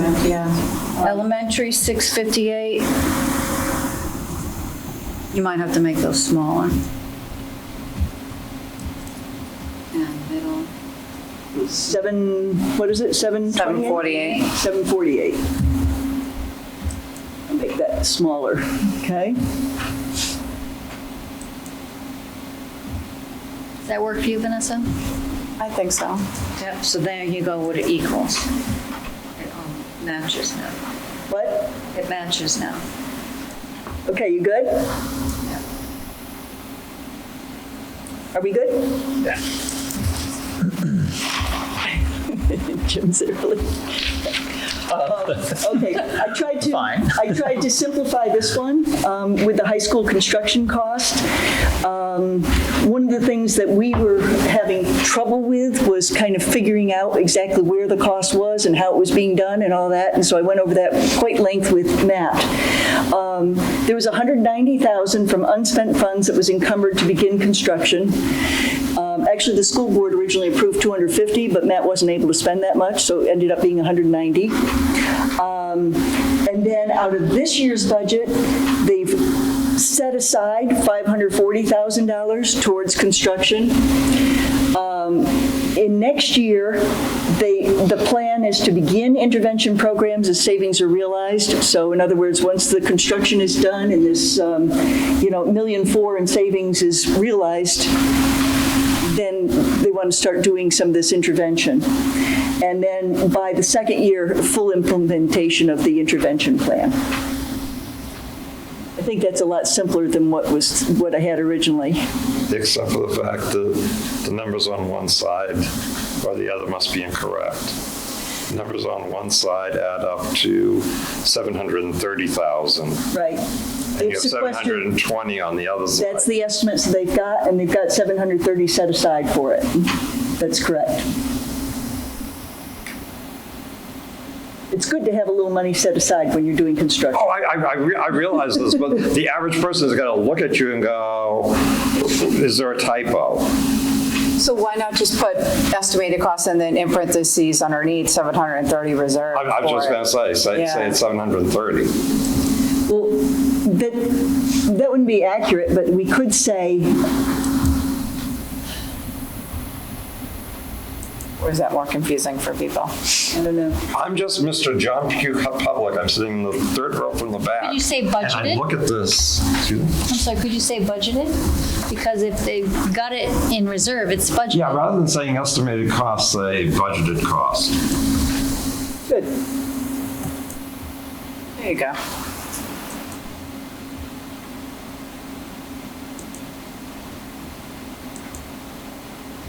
Because, well, we all know $10,000 can easily disappear in something like that. You don't want people thinking, oh, gee, they're planning on losing $10,000. Right. So can I that's make good. one more suggestion? What? You said full implementation of intervention? Yeah, Yeah. yeah. Good. Now, can, I want to make that bigger, if you can, a little bit. And what are the savings that are being realized? That's on the next slide. You've got it in, I was just going to say, wasn't that on the previous slide? Well, it was, but we have more detail on the, this is the cost of the one-time construction cost. So should we make this That needs to be 730. one-time construction? It's not accurate. The numbers aren't going to add up. Get rid of the data source on the bottom. But If you're changing the numbers he has, you have to get rid of the data source on the bottom. true. Do you do construction budget? I mean, this is from him. It isn't something we made up. Right, well, what You he's just saying, changed his number. right, you're Yeah. citing his document as a source, his presentation, and you changed the number, so you really can't do that. Does his budget say 730? No. Oh, that's just how much, when he took 1.54 out of everybody's money, It was, okay. it adds up to the total of 730,000. Gotcha.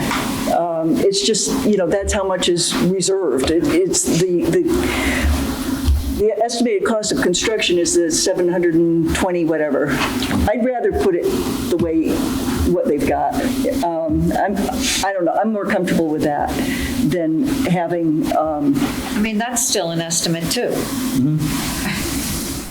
yeah, because it hasn't been spent yet. High school construction budgeted cost or budgeted reserves. How about reserves?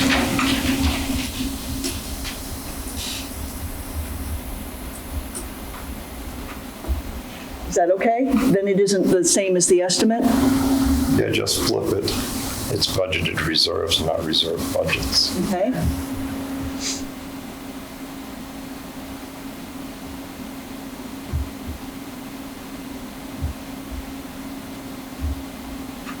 Okay, And just a technicality thing, you've got 2 spaces on your last line there between implementation and or it looks like you do. Spatially, it's funny. what is it?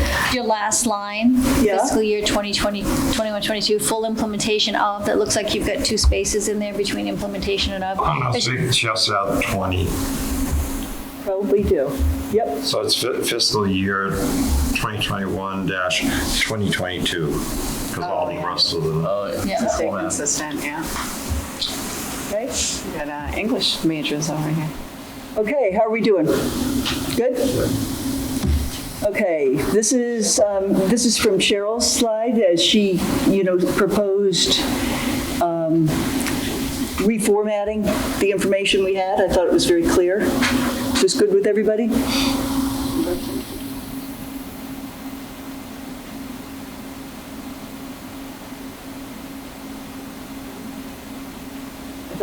thought it was clear. I thought it was good. Here's the default budget. Larry, you're going to be talking about the default budget. I don't know. We've got an awful lot that we're already saying here about it. Cheryl suggested putting in this, saying what is a default budget. I'm wondering if maybe Larry doesn't want to say that in his presentation. Yeah. There's no harm in repeating it, because we've mentioned default budget in almost the last 5 slides. I think, again, for the people who are new, who don't understand, just a definition is. And Why then not? Larry will do the details. That's all right, I can give you that anyway. You can leave that in. My only concern with that is it's a lot of words. I think so too. It's just, Well, that was my concern. I'd like to take this one out and just leave this part if we're going to have. That, I think, would be the best to do, because that's exactly what that other is just extra. Well, hold on, but I think not all people understand what But we the have a repercussion whole is. slide of pros and cons coming up of the default budget versus the current budget. So can I why not put this before you start talking about proposed and default? Why not leave this? I want you to understand what the pros and cons are of these 2 budgets and then go into the information. Because you're throwing numbers at people, there's a difference, and at the end, you're sort of, so just. Okay, we can, let's, Earlier in the we can slides, reorder yeah. it. Can we go through and just see what we've got and then do that? Yeah, okay. So if it's okay, I want to take out this box. Is that okay with everybody? No. Which box? Can I see the pros and cons before we take it out? Yep. Here are the pros and cons. This I went over in detail with Matt and Tom as far as how it has worked for them this year. And that's where this came from. I know Cheryl had suggested taking out a couple of these things like line item accuracy and serving real-time needs. And money will not be spent and will be returned to the taxpayers at year end is a statement Matt made that basically if more money is put into the budget than has been asked for, it won't be spent and it'll just get returned. It's not planned. They don't have plans to spend more money. Some people might think of that as a pro. I was thinking, I was just going to say, I'm sorry, but that doesn't belong in the con side.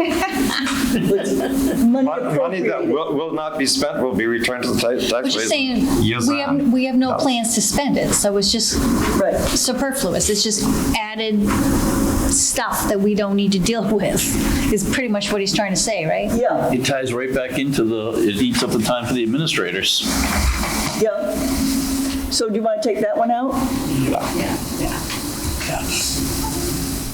I don't understand, it includes line items that we don't need.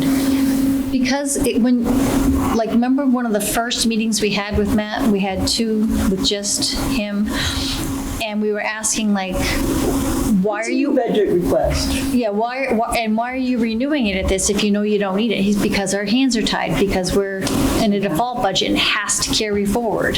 So it's not an accurate line. Again, I'm Joe Public, I have no idea what that means. That's going to have to be explained. Includes line items we don't need. Line items, if somebody asks what's a line item, then I'll be very happy to explain or to have Matt explain what a line item is in a budget. I mean, if people don't understand what a line item is in a budget, they can ask. They're not going to.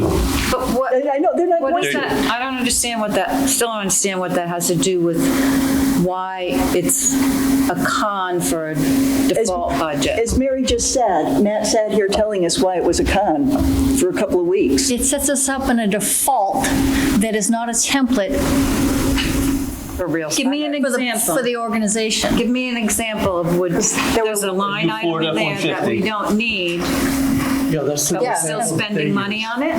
There was a line item called new budget request for $75,000, which was for intervention. It was never renamed. He had to go back and research and figure out what it was. It was not a relevant thing. It wasn't properly named.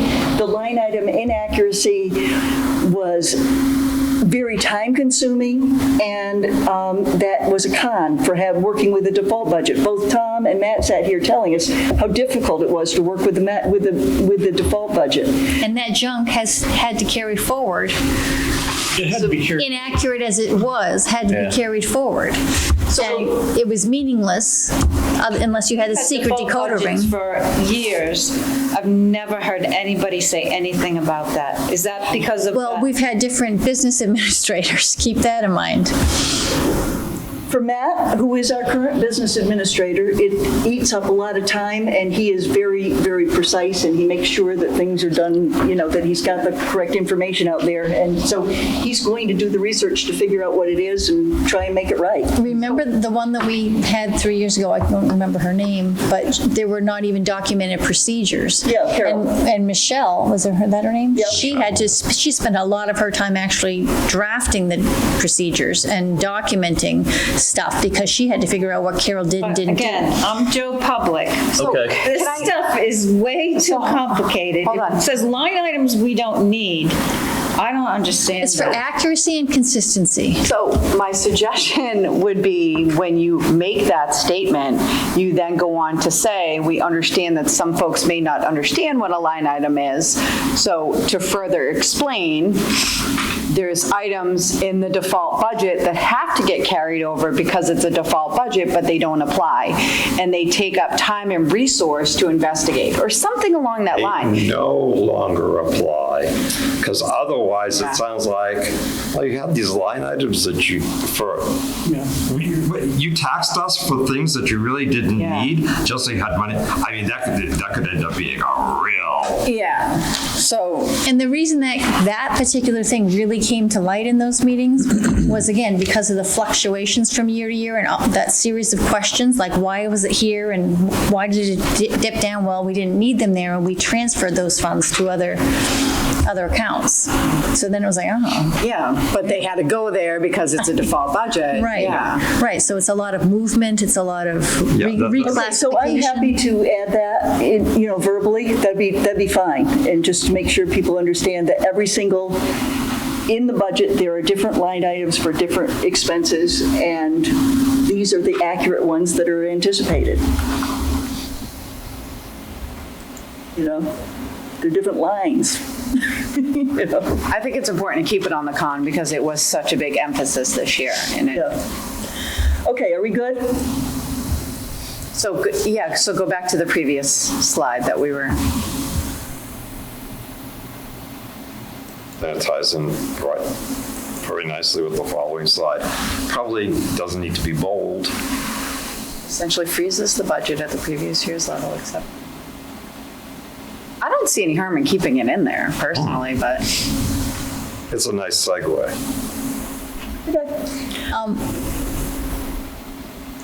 Amounts the district is legally obligated to pay, and it's changes in debt and contracts and things like that, right? All right, we don't need to add more words, never mind. There are enough words there. I mean, it's one of those things, the more often they hear the definition, Right. it sort of I mean, sticks. this is actually not accurate because it now also includes staffing changes. So, Those are just staffing examples. reductions. What? We're not saying everything, Example. they're just examples. Okay. For examples, they're legally obligated to do, those are things people would understand. Yeah, We're not that's going a to list common every single vernacular thing in there. definition. Yeah. Okay, so you want that? I think it's a lot of verbiage, but I'm happy to read it. It'll only, there won't be any comments on it. It'll just go. Okay. So this one we just did. Now, okay, this was the version that Cheryl had done. Okay, and then the revenue detail is remained unchanged from what we did before. What was the one you just showed? That was a duplication of, It was a duplication of this one. my But that's with Cheryl's edits. What I tried to do was to put in the combinations. I either incorporated them or left Gotcha. them there for discussion. That one is what- unchanged. What? Go back to 13, what's the message we're trying to get across on this one? 200. This is the source of money for the district to pay for the budget. This is all the revenues. And basically, the differences between the default and the proposed are the amount of taxes that are raised. Otherwise, the money's the same.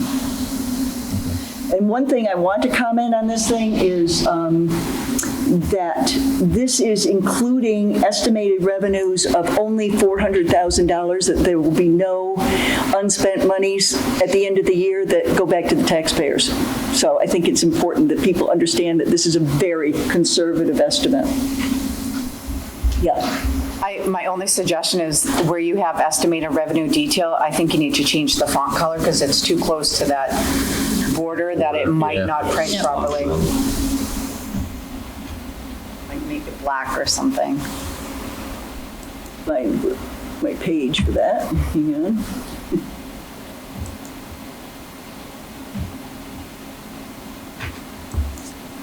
Okay. and if the only difference between the two columns is the property taxes, do you want to make that jump somehow? Just I was gonna say, either with a change. Italicize them? Yeah, different color. Yeah.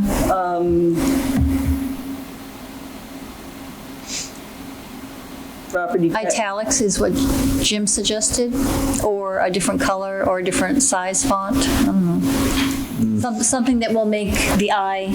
I could do a background color here. Actually, you'd probably do better increasing the font about 2 sizes. Change the font color. Because the upper numbers don't change. That's what, those are going to be your talking points. And peel me a grape, please.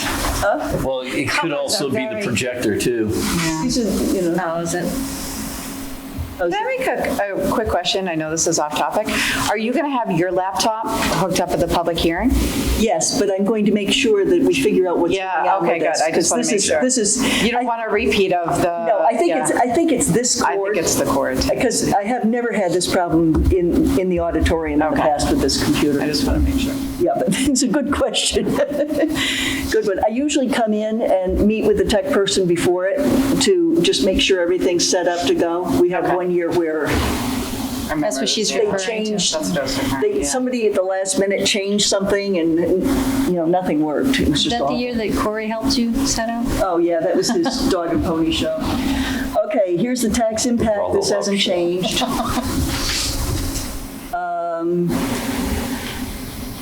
Past budget history. Now, Cheryl said that this is a new slide. It certainly is because I had these 2 slides before, and Vanessa had suggested that I make a new slide instead of having those graphs.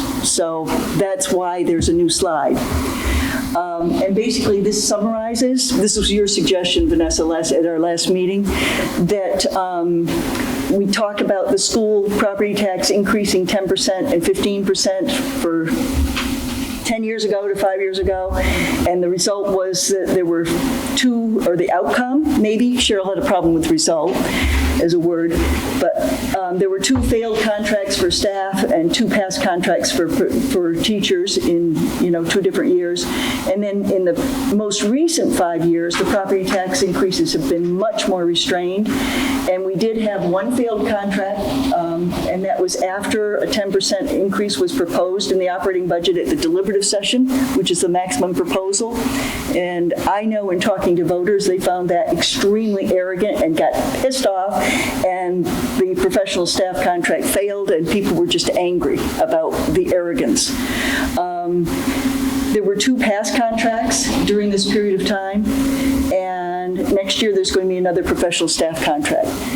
My desire in having this is to let people know how important it is not to sit there and start fooling around with a budget that's what everybody wants, except one person in our group, and that the administration wants, and we've got staff contracts coming up next year.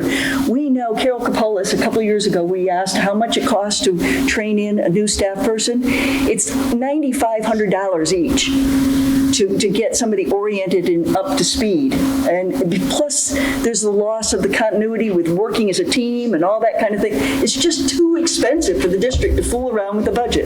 This is what we need. And that's what I want to try and get across with this slide. If there's a better way to do it that you guys want, suggest a way. I think it's good. I would change result to outcome. I agree, I think Cheryl. is a better way. I think it's a better choice.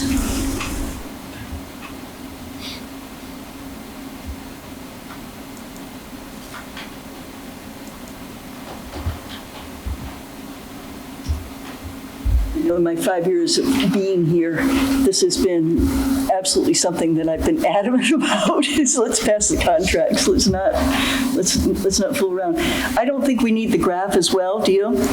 I just put it in here just so that you guys could know where this came from, because Cheryl thought it was a whole new slide. Excuse me.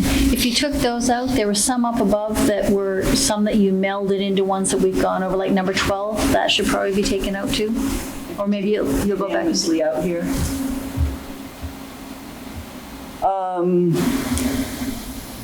I know, Cheryl, you had made a suggestion that we take out support. We are recommending this budget. I think there is nothing wrong with asking people to support the budget that we're recommending. I disagree with you saying that support is inappropriate.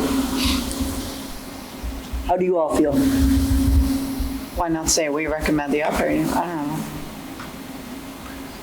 So my suggestion was just to say, This is just to take out support. yeah, the operating budget gives you these advantages, rather than saying, implying that we want to tell you how to vote. How about we stick with what the warrant article says, and it says recommended. Yeah, recommended.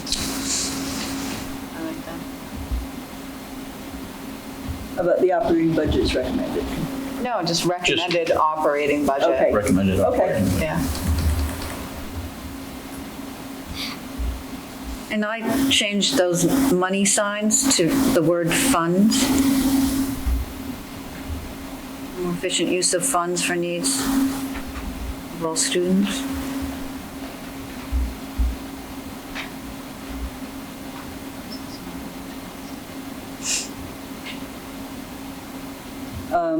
Wait a minute. I lost.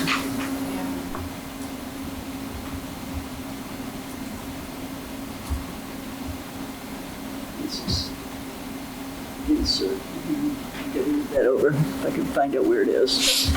On the left. left, Huh? Left. next to home. Up. Where is it?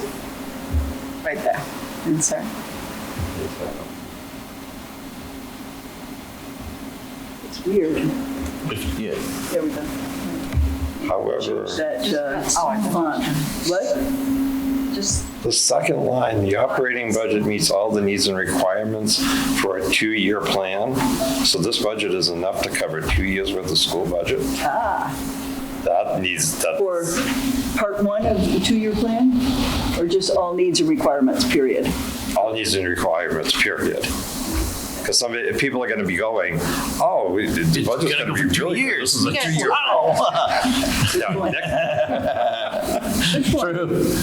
Yeah. Just do a semicolon after recommended by. Yeah. Change the font, okay. A colon, Yeah, that's what I meant, sorry. okay? Again, I don't think we should assume a causal relationship between professional staff contracts and budget restraint. And I suggested change new contract, the word approval to negotiation. Yeah, I like that one.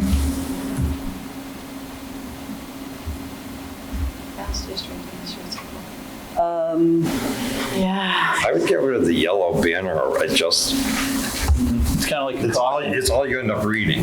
Yeah, I interpreted it that way when you put, there was a professional staff agreement on a previous slide. I did interpret it as like a precaution. I don't know why.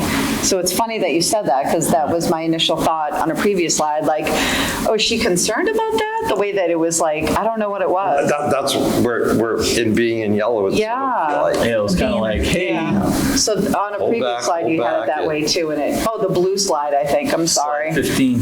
Yeah. Yeah, maybe it's yellow as caution use. How about past history shows a correlation between budget restraint and support? Demonstrates a correlation.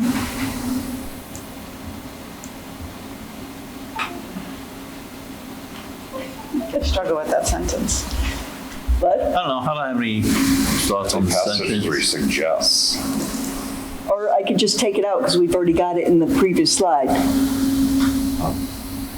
True. Yeah, redundancy like that is. Makes it bigger. How's that? And maybe make that font smaller, Yeah, get the that red, all so on it all one fits on one line. The new contract negotiation coming in 2021. It's, okay, wait a minute. What is it? Is that what you meant? That's it. Oh, there you go. Yep. Yeah, I was just looking to find the, to get the. You gonna bullets save out. it? Huh? Just save it, please. And Vanessa mentioned something about slide 15 having the same yellow banner concern. Kind of taking it as a,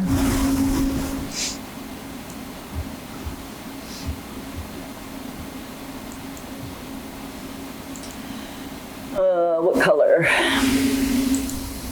Black.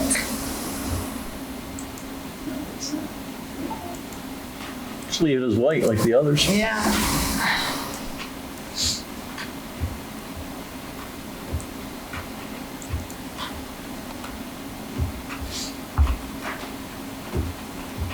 Okay, how's that? Good? We good? and while you're backtracking, slide 12, is that one of the ones you were going to eliminate? It was one of Cheryl's recommendations that you melded in? No? There was one. Maybe I'm looking. The pros and the cons. I think those are gone. You already took it out? All right.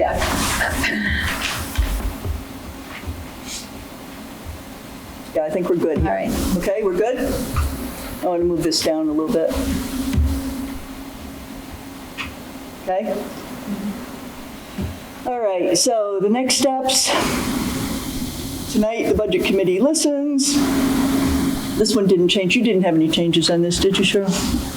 Oh, no, here it is. Yeah, you suggested doing this to, have this out. I don't have any problem with that. Whoops, take the strike out. Get rid of that.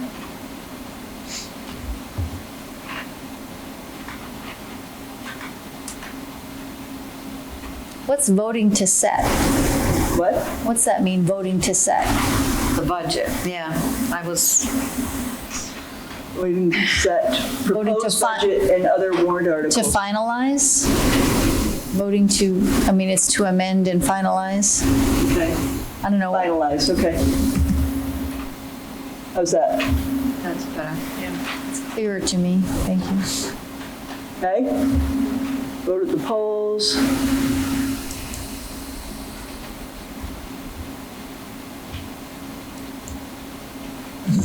Okay? Are we good? 4?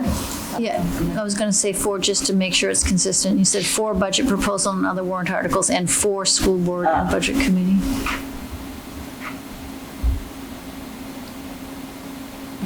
Is that subtly telling them how to vote? Okay. What that gives us is 17 slides, which should take about 15 minutes, which isn't bad.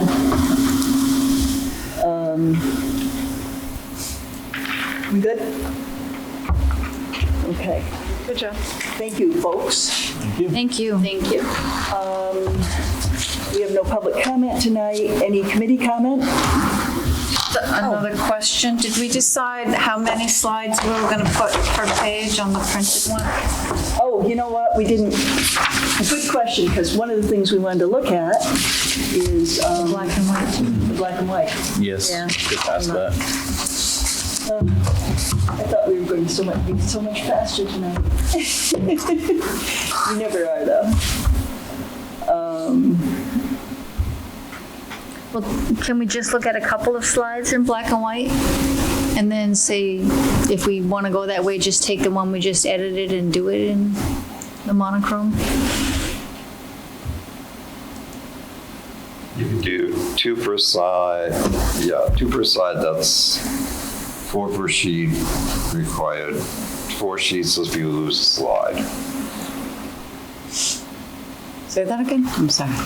2 per slide is what? Two per side, 4 per sheet. Oh. 4 sheets if you lose 1 slide. And I think there was redundancy between the first slide and the last slide. The first slide is just kind of the Yeah, intro. that can go away because people don't need an introduction. I mean, if that reduces you to 16, that means 4 pieces of paper per person. I think you do need that. I think you need the. I think you need- the intro. I mean, it's just kind of what's up on the screen is that, as Yeah. we're just settling in. That's all. So there's 17 slides? Yeah. Right, that's why I was saying if you could find 1 slide to get rid of it, it works out evenly. So I think that slide 6 is going to be a problem with that Black and white? background. this one. That one, yeah. I always need a contrast. This is, what would it look like in grayscale? Yeah, I'm just going to take a second and save this as.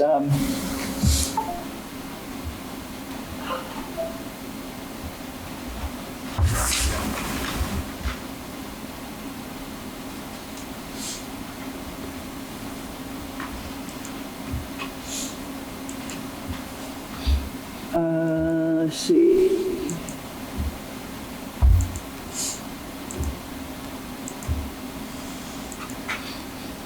Grayscale has lots of it. Yeah, that's going to be horrible to print. That uses up so much ink. Yeah, I think the black and white is going to be, I think if you went back to the black and white yeah. on that slide that she was talking about, 6, what did you change though? I'm trying to understand. You just took out She took the the- background. I just took off the background for that version of it. What were you trying to accomplish there? I just said it was probably going to be tough An on issue for printing reading.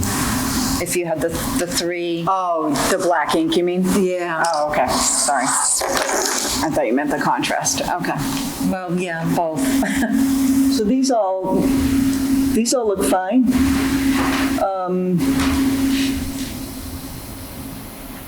What we could do is we could leave off the next steps one off of the printed version. And just talk it? Just talk it. What if you did 3 slides per page? Then that would be 18. 3 slides per page. That's 6 Two. per Six. sheet.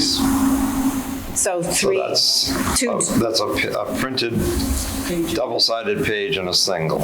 Or you can do 3 individual. We had 3, 6, 9, 12, 15, so it'd be 3 pages. Yeah. And if we have 17 slides, so the last page would just have 2 slides instead of 3. What it would look like with 3. I like the next steps because Yeah. I'm the person in the audience going, oh, okay, the delivery is on February 5th. Right, You know? The dates are critical. Yeah. yeah, I mean, Can you see what it would look like with 3 slides Okay. per page? with what? 3 slides per page? Then you wouldn't have that one slide hanging out on one page. Where is it? I don't remember where it is. Go to File, Print. Yeah, Print. And then see slides, yeah, right there, Print all slides. Click on that. No. No, it's back up. Sorry. Full page slides, yeah. There it is, yeah. There you go. Okay. 3 slides. Oh, that would be your last page. So go back Sure, I'm going down home. below, Make it- down below, where it says I 6 have of to go home to 6. do a feeding. Okay, I don't think there's really much else. That's- yeah. Yeah, I think we're good. I'm Down going to go home below, and on do the a right feeding side where it says 6 of 6. Okay, here's the, Oh, yeah, or that. here they are. Okay, so that's what they Actually, look she's like. getting much better. She's awesome. Number 3 is really small. Yeah. Yeah. Good job. What if you incorporated Good job. the mission of the budget committee into the top slide? What if you somehow merge those two? Page 1 and 2, Page 1 and 2? or make page 1 the cover page and then the other one. Like that one slide on the cover page. Just put this, I'm just going to try this for a second.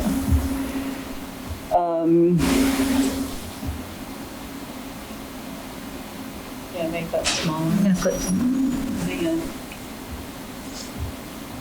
How you doing, Judy? have 3 on a page here. Yeah, that one looks super small from here. Yeah. I can do it, I can change this. Let's see if I- Oh, yeah, there's no way you can read it. No, I Some of it's Slide really 3. difficult. Some of it's really difficult. Yeah, they're talking about something else, Annie. What? They're Oh, talking about something else. The third one, I know it's not black and Yeah, white. there's no way. There's no way. You want to see? Get that thrown back at us. Oh, yeah, no. I have good eyesight and I can barely read that. I can picture my husband. I'm gonna bring my kid. Julie, read this to me, would you? okay, how's See the that? whole audience like this. How's that? And take out that second slide.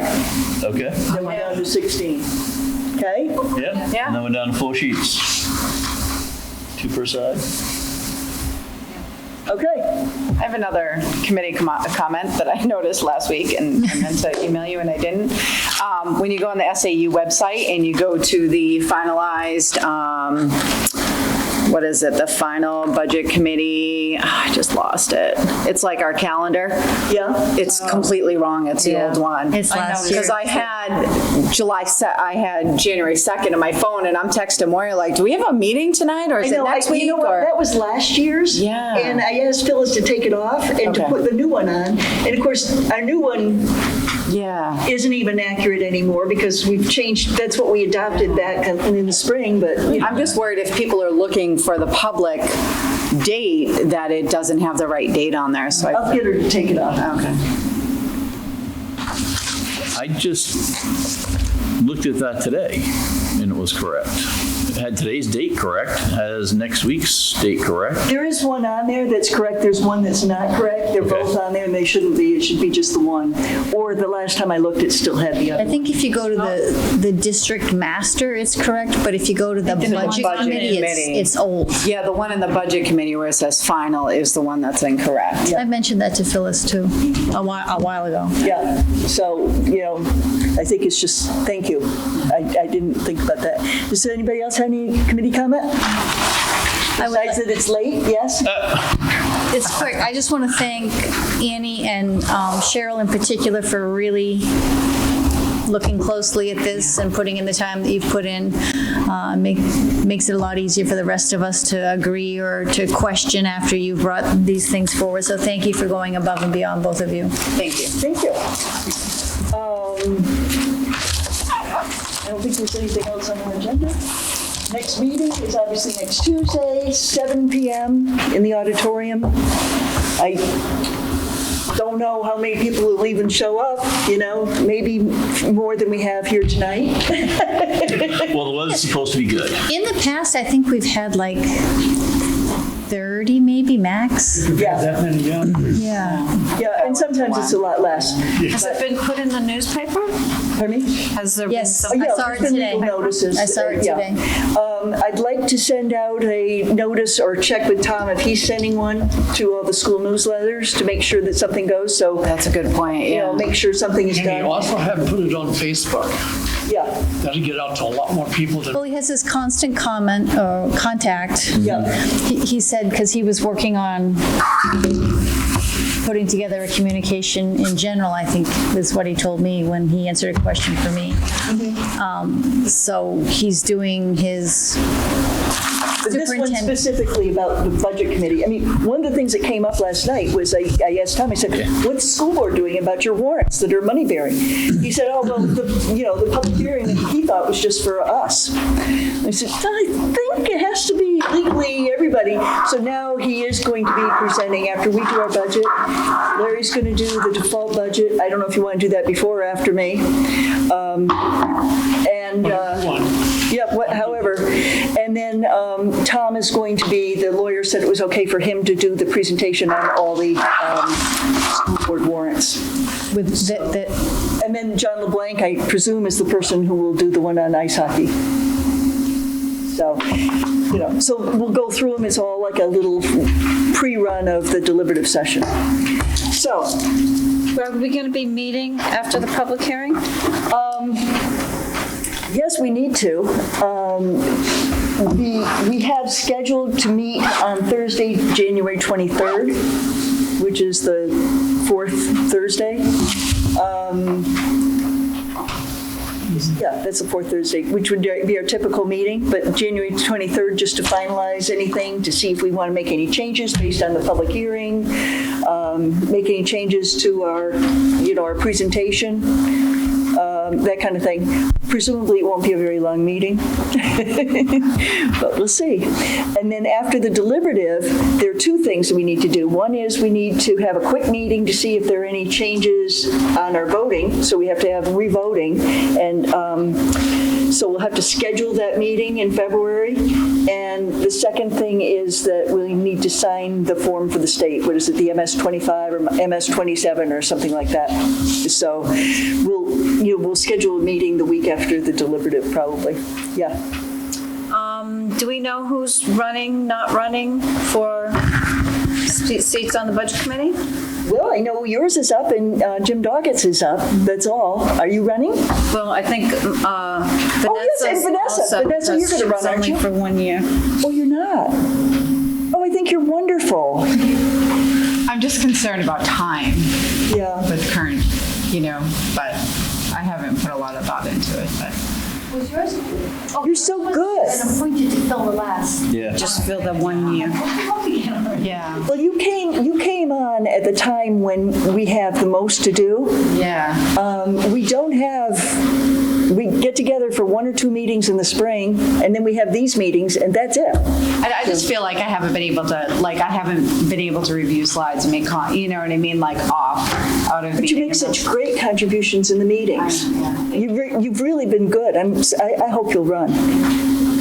I don't know. And you, Cheryl, you gonna run? Well, I was going to wait for Vanessa if she wasn't going to run for the 1 year. It says, is it 1 year? Yes, yeah, there's 1 year left for Vanessa's current one, yeah. I don't think I can do another 3.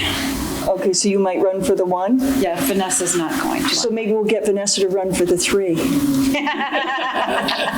I mean, you think Vanessa, it gets easier. I know, but it's just, we have such a, You don't have to be chair, you don't have to do any of that kind of stuff. It doesn't take as much time. I what know. we do here is a fraction of what they do in the school. The school. That's why I never ran for school board, because I could never I would commit. love to, because I think it's fascinating and I'm really passionate about that stuff, but it's like a full-time job. Yeah. I don't know how people do it who have kids or jobs. I don't see how they could do it. I have such a fluctuating schedule now with my husband. Like, my husband works a full-time job and owns a company. You know what I mean? So I am the sole kid. Do the swing check. Yeah, I work a full-time job and then I have 3 kids. So tonight, just to get here is a lot of juggling, so. Well, think about it. You've been good. Your contributions have been great, so. This has been a very good budget committee to work with. I mean, it's above average, way above. Yeah, good job, guys. Yep. Okay, do I have a motion to adjourn? Done. Second? Second. All in favor? That's unanimous.